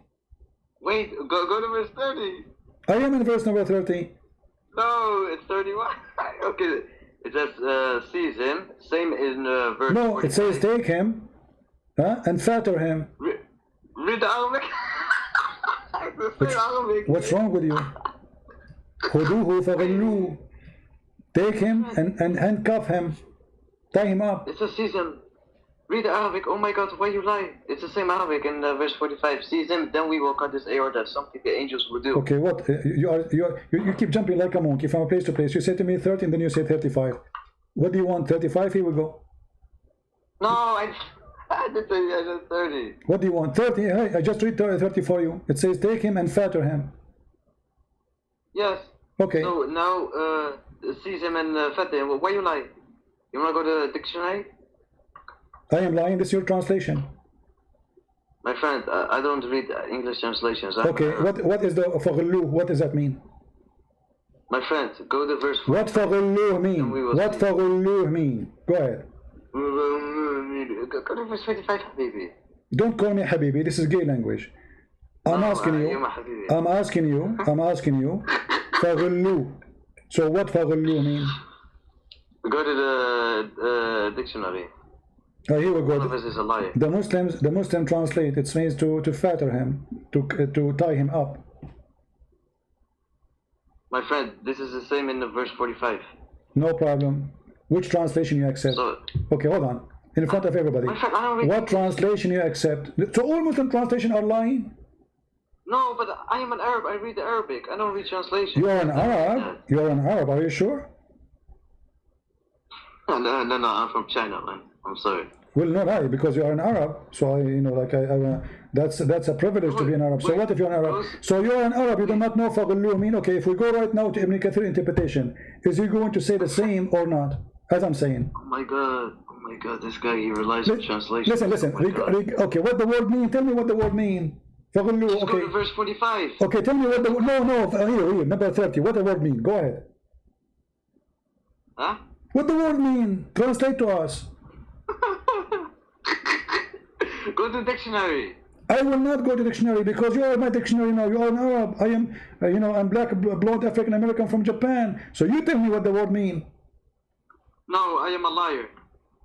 Nice to meet you, Mr. Liar. Now translate for me the word. That will not make you escape from giving me the meaning. You wasted my time. You are stupid. You are stupid. You are dummy. And look, you mentioned that I am the one changing the meaning. So you have to give me the meaning. Give me the meaning. What the meaning mean? I want to see it. Hey, Tamara, you are an idiot. Just go on the verse. Let us see who is the idiot. What the word mean? Idiot. As long as you're in Arabic, I read for you in Arabic. Now it's your time to translate for us. خذوه فغلوه. What does that mean? The English translation says fetter him. Okay, your translation. You said this is wrong. Seize him. But you said this is wrong, you idiot. When did I say that? You did. I said to you, they fatter him. You said, no, you're lying. My friend, we got the context. Go to verse 45. It says. Okay, listen. Then, So let's make a conclusion here. So you're a prophet. If he's lying, Allah will take him. He will capture him, and then he will insert in his anus. the angels. Where it says the angels? Show me the word angels. Go ahead. Where's the word angels? Allah is speaking to the angels. Where? Okay, no problem. But does it say the word angels there? Allah speaking to the angels. Okay, so the angels will take Muhammad. We will go with you. Allah will order the angels. They say, hey, take him. And then what they will do? They will insert in his anus a long chain, correct? Yeah, and then they will cut his aorta. All right. Now, we have a proof that his aorta cut off. And it doesn't make sense. Listen. It's in the year after. Okay, no, you cut the aorta of the man before he died or after he died? After. That's After he died, you cut his aorta? No, after. It says we will seize him then, in verse 45. My friend, then we will cut his no aorta. problem. So, but after he died, he will cut his aorta, but he's dead. What aorta? My friend. The guy is dead. So what the benefit of cutting his aorta? I'm asking you. Doesn't the Quran say that we were able to restore his body? My friend, I'm asking you. No problem. But you're a prophet. No, he will cut his aorta. He will cut his life. He will cut his life vein. So is that will be that? No, why you lie? It's in front of you. Go to verse 45. 46, read it. 45, 46 in front of us. Here we go. If he said something lying about us, we are going to seize him from his right hand, and then after that we would surely cut off his life vein. Exactly. So how can this be earthly light when it says we will seize him, then we will cut his aorta? Allah can seize you any place. Allah can seize you only in the, you know, He cannot seize you now on earth. My friend, in the context, Allah's ordering the angels to seize the non-believers. No, talking about Muhammad. Okay, let us see together. Let us see together. Here we go. Here it says, okay, I want to ask you here. As long as you are the one who's quoting for me this chapter, which is a very nice chapter, I love it. It says here, this is a speech of a noble messenger. Who is the one who's talking? Allah. Allah saying that the Quran is the speech of Muhammad? Yeah, it has been transmitted by Muhammad, yeah. It's transmitted. It cannot be his speech then. My speech is my speech. Oh, the verses after says this is a revelation from Allah. Okay, hold on. What revelation from Allah? It says this is a speech of a noble messenger. And then it says, it is not a speech of a poet. No problem, the word after, I'm reading it. Yeah, okay. Slow down a little bit. So then he continues saying, so they accuse him of false speech, he's a false prophet. And then he said, this is not a poet. And then he said, he is not the same as Quran, those who do the sajah. Like I ate potato and I put some tomato and I spoke to Tato and he said to me, you are getting feto. Stupid Quran. Now, if Muhammad, he lie about what we send down to him, we will cut his artery. Correct? On judgment day, yeah. You know what? I will go with you guys in the judgment day. In the judgment day, Muhammad, his aorta will be cut off, but that means he is going to die again. No, death will be slaughtered in the middle of hell and heaven. There will be no death. No, he will not be slaughtered. He will be cut only his aorta, not slaughtered. Oh my God! Wait. Okay, let us see. Okay, you know what? It's a challenge from me. It's a challenge from me to you. If there is any scholar agree with you about what you said, that this is about the judgment day, my friend, I show you Quran. I'm showing you the scholars too. What's wrong? Are they lying? But who's more important, Allah or scholars? But how you get the interpretation you have? How come you are against all the scholars? Because it says we will seize him, and in the context it says the angels, Allah will order the angels to okay, well it says that he would do that to him in the judgment day to Muhammad.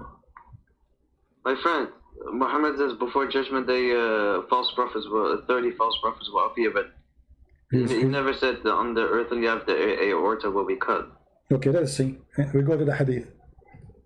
No, don't change topic. Oh, hold on, we want to change topic. You're a prophet, he said, that because of the poison he ate in Khaybar, he feel as my aorta is being cut off. Okay.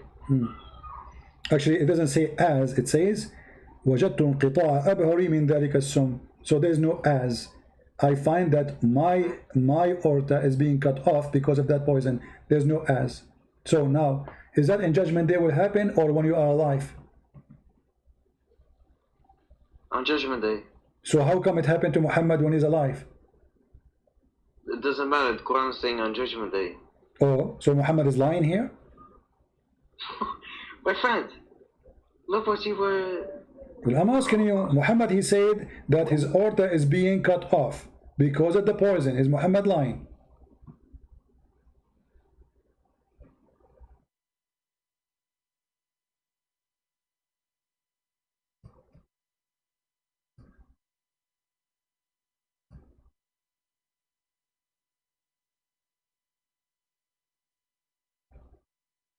Who? Did he hang up? He hang up. Ta-da, ta-da, ta-da. Ta-da, ta-da, ta-da. Actually, I was going to go more. The Muslim, he posed for us a video about the rabbi, and I was going to play the rabbi because the rabbi in his video, he said that Muhammad is a fraud. I mean, Muslim, they want to prove to us that the Jews and the Muslim, they have one God. They got me a stupid rabbi saying that we have Jews and Muslim, they have the same God. I can show you even Christian priests, they're saying the same. But he can't prove it. Did he quote anything from the Old Testament? No. This is the same rabbi who read the Talmud.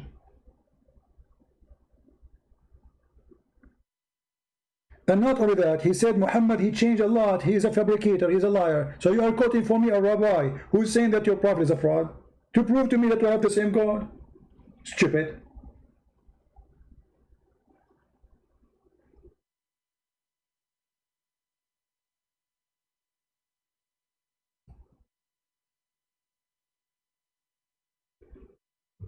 I posted for this rabbi, the coward. All of them, those are coward, by the way. We challenged them to debate us. They run away. Do you remember this guy? This potato? Towiva Singer? Do you remember him? How many times I made videos for him? I challenged him to debate me, the coward. He ran away, potato. This potato, the Muslim, they like him. Any rabbi, by the way, support Islam because many rabbis, they are upset from Christianity. Christianity is a threat to them, not Islam. For those rabbis are fraud. And the major number of Jews became a Christian already. So they side with Islam, but in the same time, they expose Islam without even saying, I mean, they do it in a smart way. As an example, this guy, he spoke about Jesus is born of a virgin. Towiva Singer, if you watch the video, I made a video for him. He said, this is a lie, this is coming from the Greek legends. By saying that, he admitted that he agreed that Muhammad is a fraud. But if you ask him about Muhammad, he say, yeah, he's a prophet. He's a rabbi too. But he said that anyone believe in the virgin birth of Jesus is stupid. But this is in the Quran. The Muslim like him, the same as this guy. You are a Muslim, you are posting for me this video. But don't you know, did you hear it? Do you Muslim hear it? The guy, he said clearly that Muhammad is a fraud.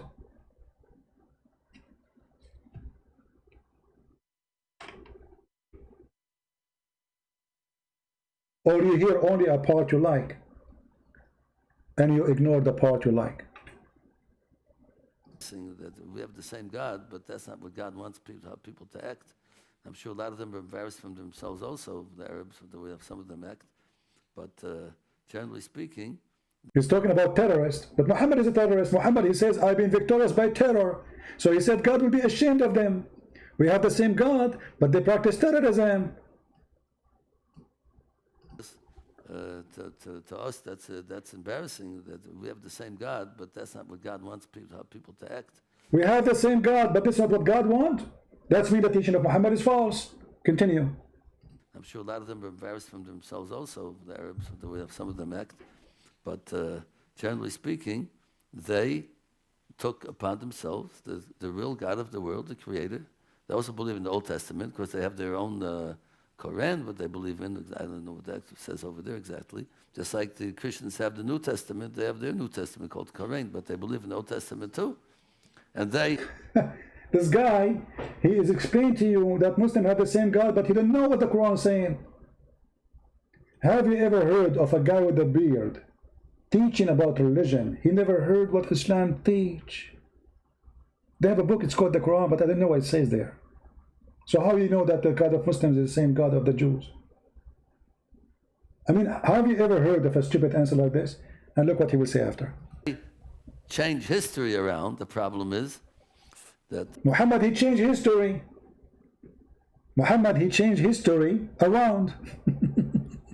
Change history around. The problem is Christians have the New Testament. They have their New Testament called Quran, but they believe in the Old Testament too. And they change history around. So now he is saying the Christian and the Muslims, they change history around. Okay, let's see. Problem is that we know that Abraham took Isaac for a sacrifice. No, he took Ishmael for a sacrifice. Oh, so he's talking about the Muslims. They change history. The Muslims, they are lying. Muhammad is a liar. It's not Ishmael, it's Isaac. So he just said your prophet is a fraud. They changed the whole thing around the last few hundred years when from Muhammad, the prophet came, Muhammad, who also preached God, that he didn't make himself into a God, but he preached there was a God in the world, and he was a prophet, but he changed things around in the Torah to make... He was a prophet, but he changed things around. I mean, have you ever heard of a hypocrite rabbi like this? He said he's a prophet, but he changed things around. He flipped it upside down. He's a prophet, but he's a liar. The Arabs, like, they're on top, and the Jews are on the bottom, they're on top, whatever it is. But Allah, what he did, was a prophet, but he changed things around in the Torah to make the Arabs like they're on top and the Jews on. He changed things in the Torah. He changed things in the Torah. I mean, at least watch the video you hear before you send it to me. Watch it before you send it to me, because you are just exposing your false prophet.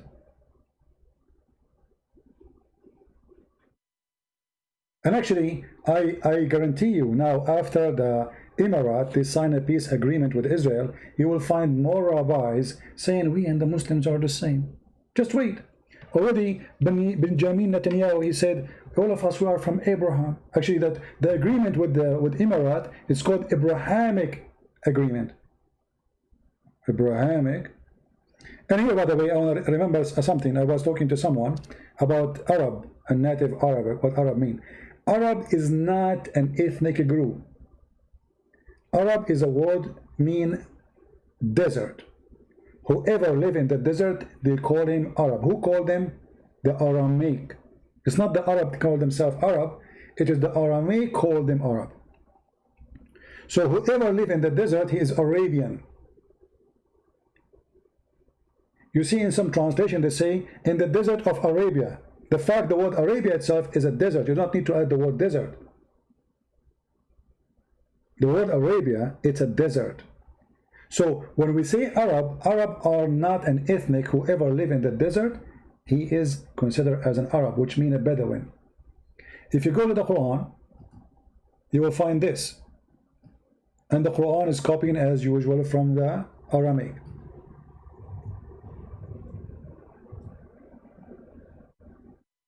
Chapter 9, verse number 90. Chapter 9, verse number 97. Chapter 9, verse number 98. Chapter 9, 99. Chapter 9, 101, etc. Al-Arab. Who are the Al-Arab? The Bedouin. The Bedouin.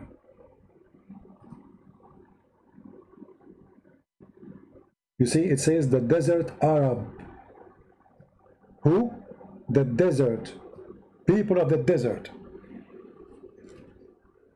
We have a Muslim, look like it, maybe. Hello? Hello? I'll rip your head off and shit down your neck. Well, thank you for giving me your last name. Stupid people. So the word Arab is not an ethnic. This is why if you look in the Middle East, you will see some people, they call themselves Arab, but they are blonde. They have blue eyes, green eyes. How those are Arab? How somebody from Yemen is an Arab, someone from Egypt is an Arab, someone from Saudi is an Arab, and none of them look anything to do with each other. Most of those who live in Arabia today, they are coming from India. Specifically, Saudi, what we call them Saudi, Qatar, Emirat, Bahrain. If you go right now and check how they look like, guys, is the sound coming bad? I have the fan on. Is it bad? Tell me if the sound is bad.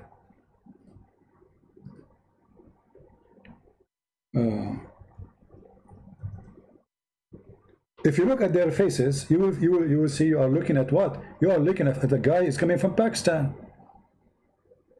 What those people have to do with anything? If you look at each one of them, you will not find a single one of them match anyone else from other nations, from those who call themselves Arab. This is the Prince of Qatar. This guy is from Pakistan. And for those who do not know, Pakistan is just across the corner. If you go right now to the map, you will see there's a very small, tiny space in the sea between them and Pakistan, which was used to be India before. This is where the black stone is coming. This is where the Kaaba is coming. This is why Muslims, they wear like the Hindus. They have a sheet. They show one shoulder. They shave their head. They wear a sandal. This is always a Hindu practice. Those Arabian clothes, they've been created long after. They used to dress, actually, if you go right now and check the history or the culture clothes for Emirat, Bahrain, Qatar, you will see they wear a skirt. Skirt, like the Indian. A towel.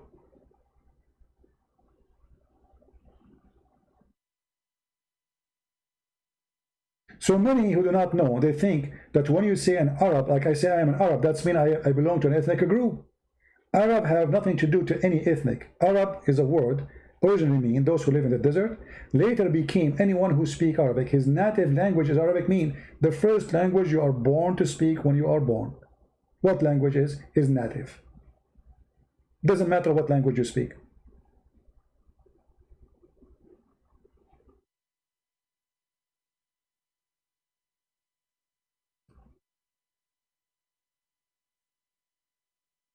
Where is this guy from? He's an Arab. How he look like? How come he look like Pakistani? He look like Indian. Their eyes, their hair, their structures, their height.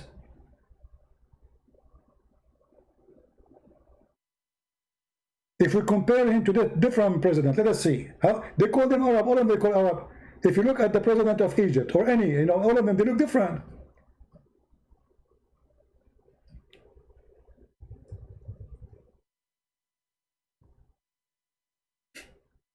Look at this guy. This guy is an Arab too.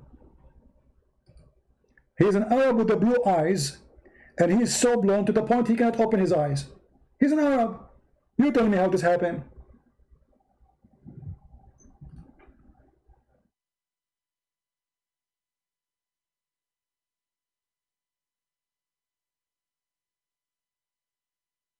Arab is not a nation. Mimi Hijab, he called himself an Arab, but this guy is an Egyptian. What the Egyptian have to do with the Arab? People of the desert. This is Africa. The word Arab is mentioned for people of the desert who live in Asia, not in Africa.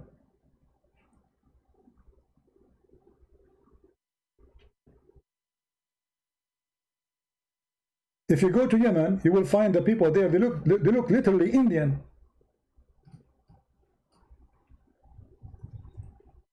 And because they are mixed with other nations for a long time, so let us say their color a little bit changed. But they are literally look like Indian. Those are people of Yemen.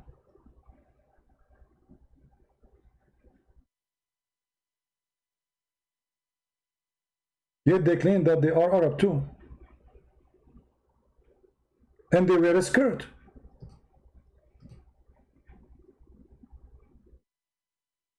Let me show you if I can find some traditional clothes.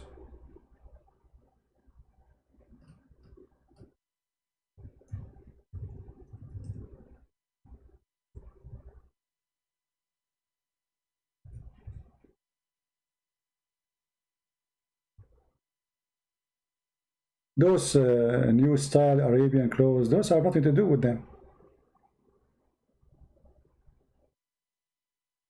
Let us see.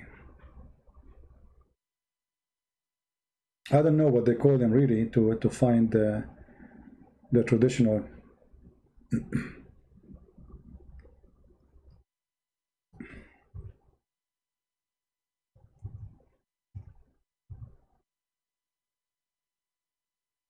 I search for men, I get pictures of women. I don't know why. Let us see.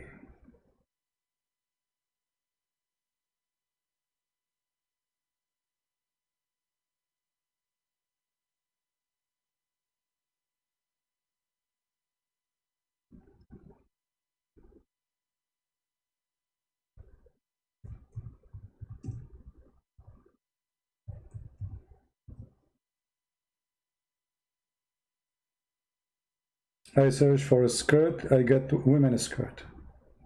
I need to find, I don't know what the name they call it in Yemeni language to find it.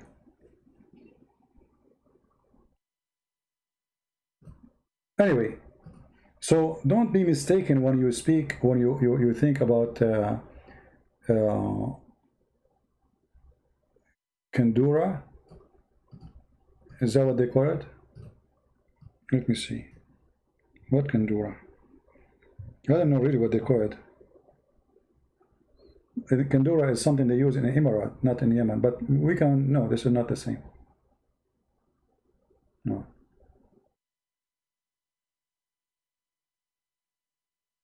Yeah, all of this is not Arabic laws. This have nothing to do with Arabic laws. There's nothing called Arabic laws anyway, because they have different, they are different nations, different ethnic group, all mixed together. There's nothing called Arab. The biggest wrong understanding they teach you even in school, that Arab are people who they are a nation, they are ethnic group. They are not. They are not.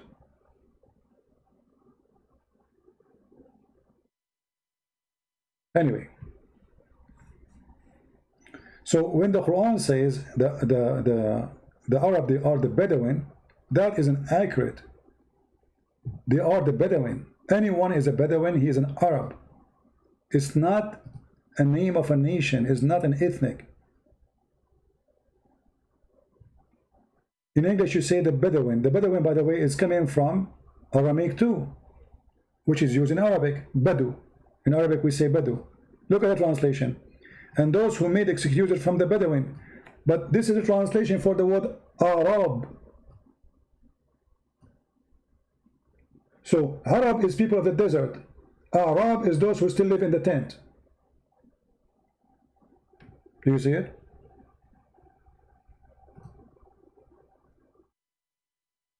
Are you a Bedouin? No, I'm black, blonde, African American from Japan. Who cares where I'm from? That's not important. So don't make them fool you about something called Arab. Arab is not an ethnic. It's mixed with tons of, you know, remember that area occupied by the Roman, occupied by the Persian, occupied, I mean, how you can have an ethnic group in that area? In the Middle East, how you can be a person belong to any ethnic? The only one who, let us say, did their best to preserve their ethnic group is the Jews. Why? Because they don't allow mixing with others, marrying from others. Even if a woman, if they have a child, he's coming from a man, he is not approved, they don't recognize the person to preserve their ethnic group. And just to give you an example about how people, they fool each other. If you remember that Moshe, he did marry a Bedouin woman. Is that correct? Did Moshe marry a Bedouin woman? Yes, he did. Is his kids are Arab? They say no. Correct? So why the kids are not Arab? Because simply those are not an ethnic. This is not the word Arab. It means Bedouin. Desert people. His kids belong to him, so they are Jews.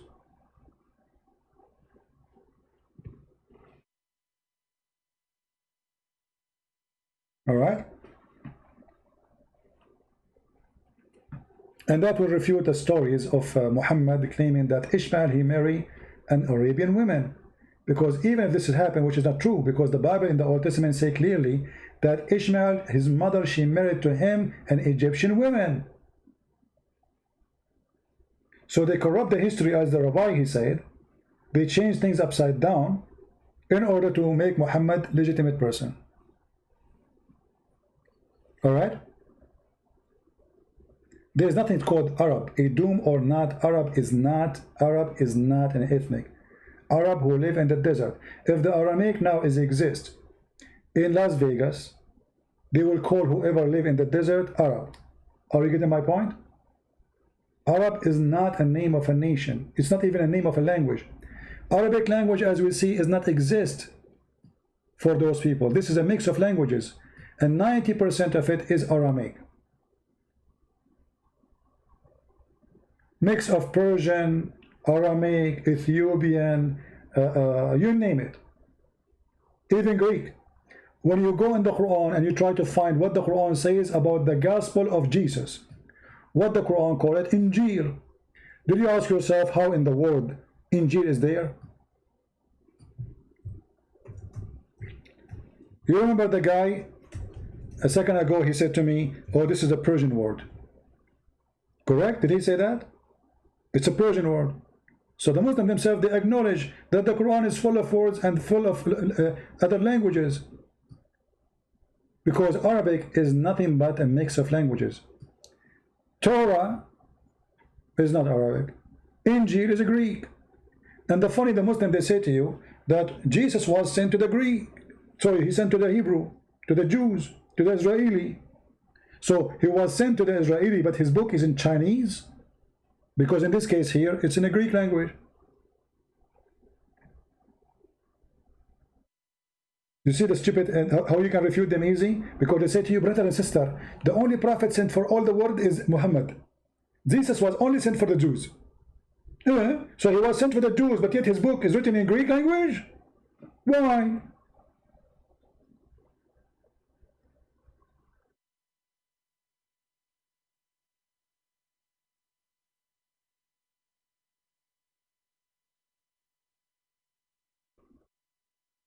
If an Arab is not ethnic, where you come from, you know, I can't talk about myself from now until tomorrow to tell you where I'm coming from.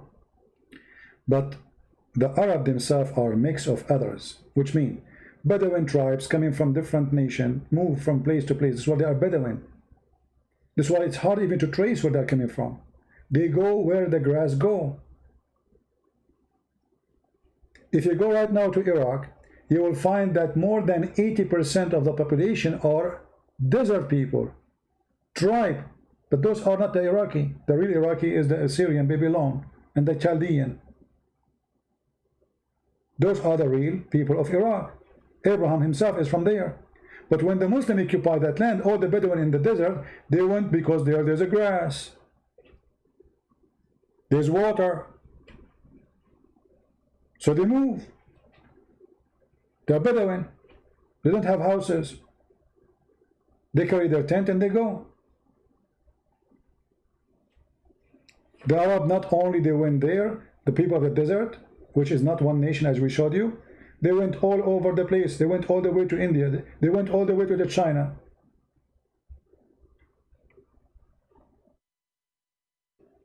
So mistakenly people think that when we say Arab, we are talking about an ethnic.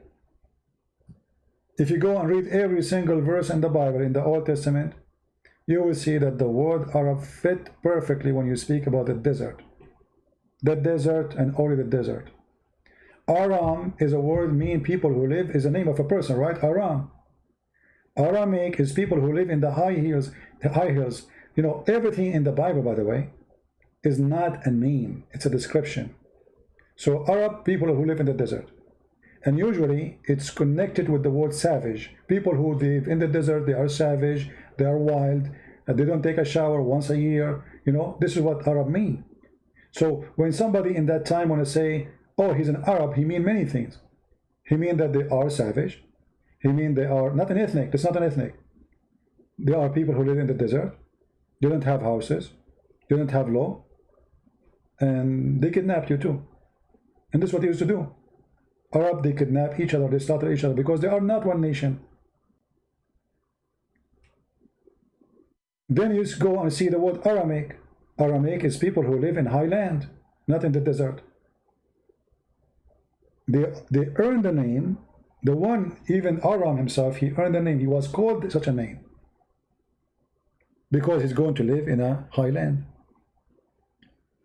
Every name you find in the Old Testament, even in the New Testament, have a story. It's a statement. It's a phrase. It's announcement. You remember we showed you a video about secret code in the book of Genesis 5? All those names are not names. You can search it right now in Google. All right?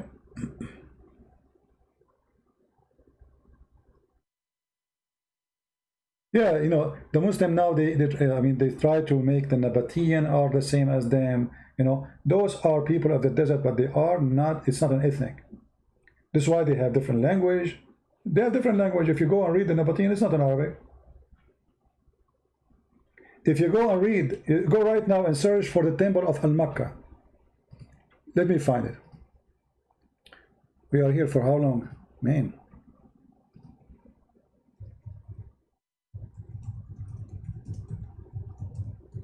If you go to the temple of Al-Makkah, you will find that the language there is not Arabic.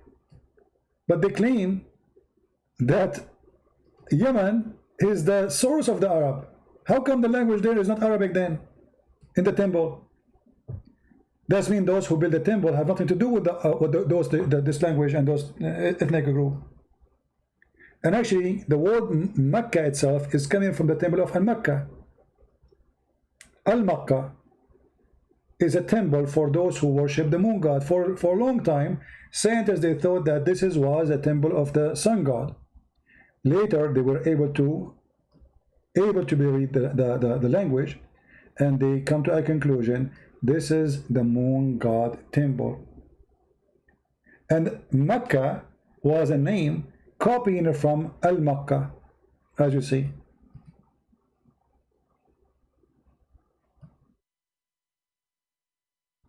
Makkah, in the language of Yemen, they make the letter Ka as Qa. Everyone knows that. Makkah. So Mecca was a copy, a counterfeit of the temple of Al-Makkah. This is why in the Kaaba there is two corners. One of them have the black stone, and one of them have, it's called the Yemeni corner. If we search for the Yemeni corner, let's do that. What you will find? You will find stones coming from the temple of Al-Makkah.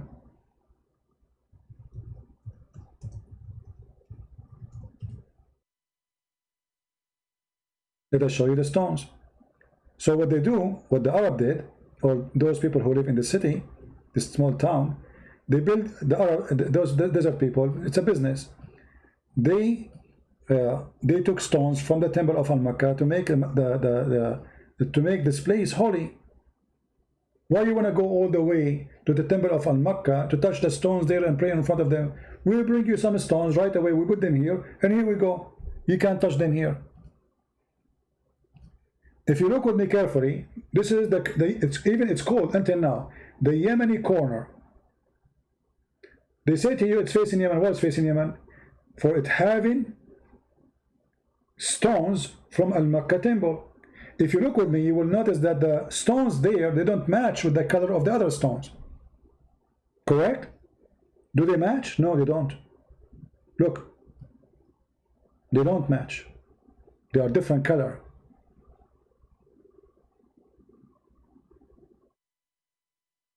Muhammad, he claimed in the hadith that if you touch those stones, Allah forgive your sin. Actually, they forgive your sin, not Allah.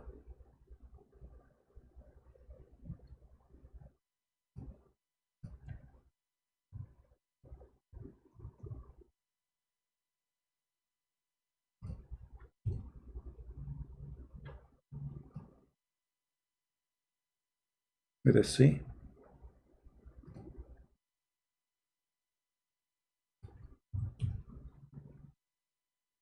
I'm trying to find the hadith. Give me a second.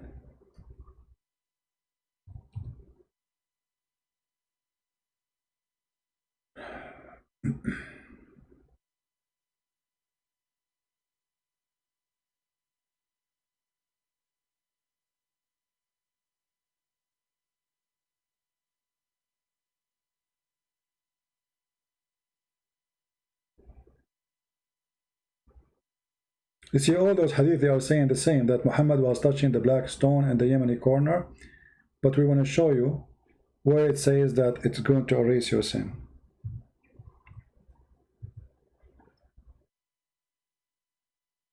There's nothing called related to Allah. Allah is the moon god, and they are trying to make a counterfeit for the temple of Al-Makkah.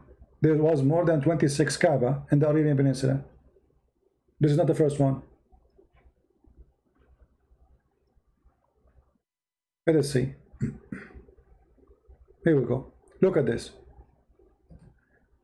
A person said to Abu Abdul Rahman, "Why do I only see you touching these two corners?" He said, "I heard the Messenger of Allah says, touching them erase sin."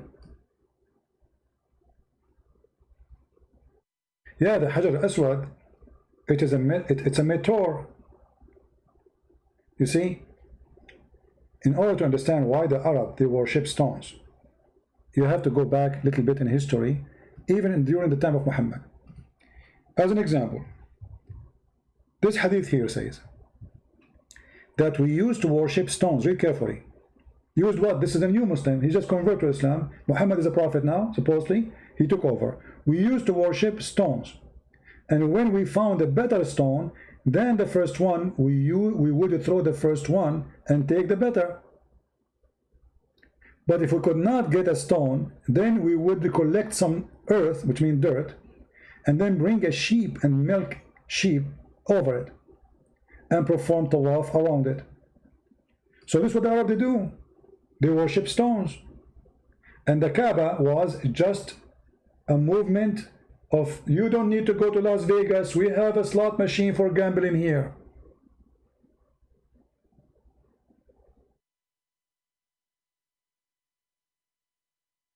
There's nothing, it's called cornerstone, my friend. What cornerstone? We're talking about what?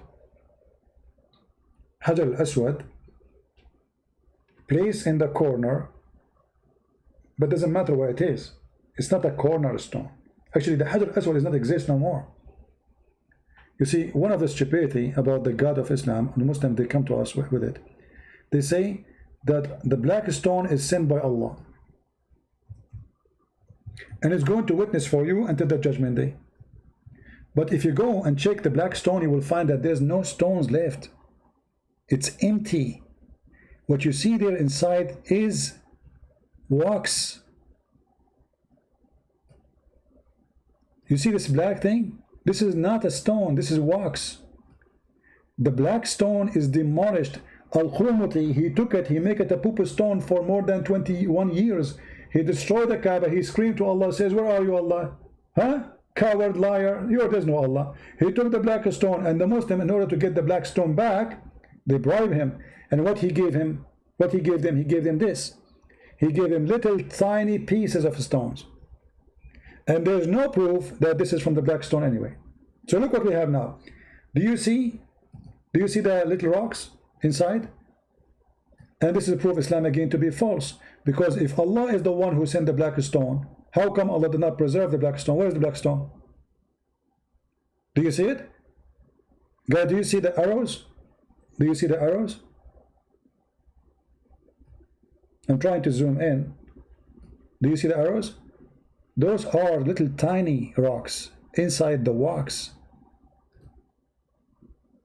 Here somebody highlight them for you. Do you see it? There's no black stone. So Allah, he sent the stone and then he could not preserve it. And now every week they have to do maintenance to those stones. That's why they have a policeman next to it, because they want to be sure nobody can block it out and steal them. So they do maintenance by doing waxing. You can watch on YouTube. Go search right now, black stone maintenance Kaaba. Allah cannot do maintenance to his black stone. We need a guy coming from Pakistan.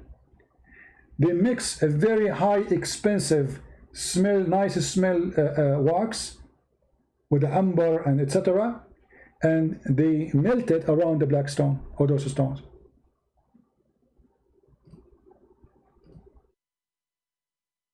Actually, we can find the video right now.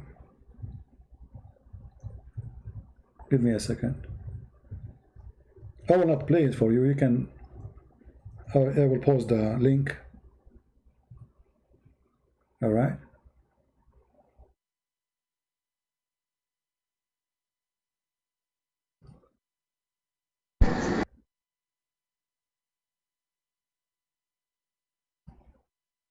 Let me post the link for you. This is a very short link, but you can, in there you will find many videos. Here we go. They are fixing the black stone by wax. Allah cannot fix the black stone. We have to wax it, fix it. Here you will see this guy. Here we go. He is working with the black stone to fix it. They melt things, you see.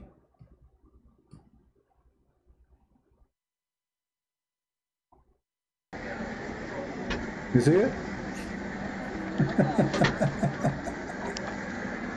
It's wax. There's no stone. They say we are kissing the black stone. There is no stone left in the stone. And this is from God. Allah could not preserve his black stone. We need to bring a maintenance guy to fix it. And what we have left, few tiny pieces. Imagine if I can get those pieces and sell them in eBay. Oh boy. Mean. I will sell them maybe like for 10 billion. Trust me, they will pay for them. They are holy stone of Allah, brother. The Kaaba without those stone full of rocks is not holy. We need holy stone. And yet they call us pagan.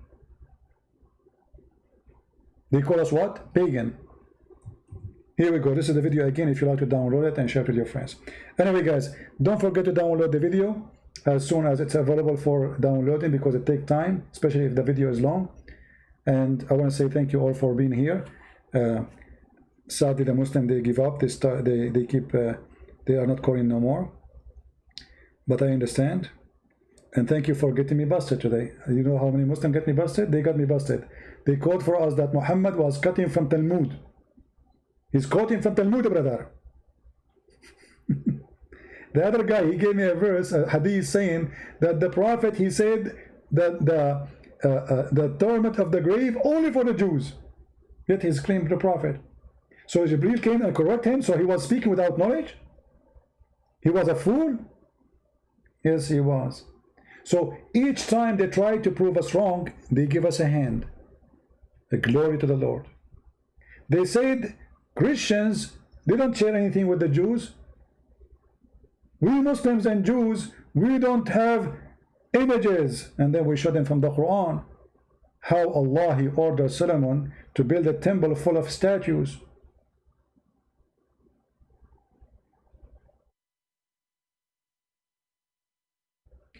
Everything they said, we got them busted with it. So when the video is ready, download it, share it with your friends, and until we see you soon again, I pray to the Lord. You know, we pray to the Muslims, you know, to be saved too. We pray for all of us to be saved from the devil, from his deception.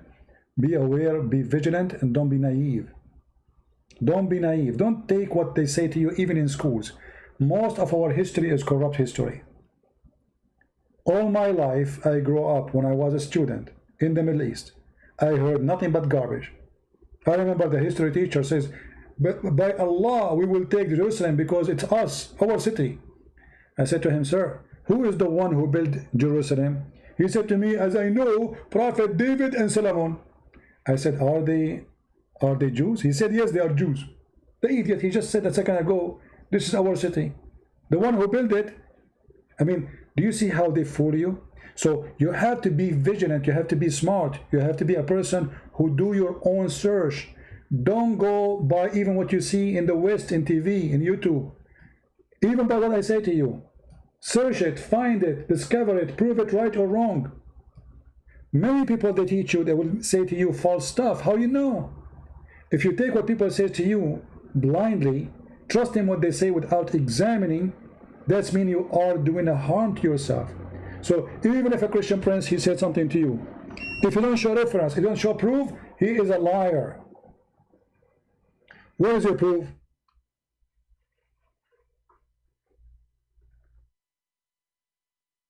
Show us the proof, and then we will believe you. And if he show you the proof, go check it out.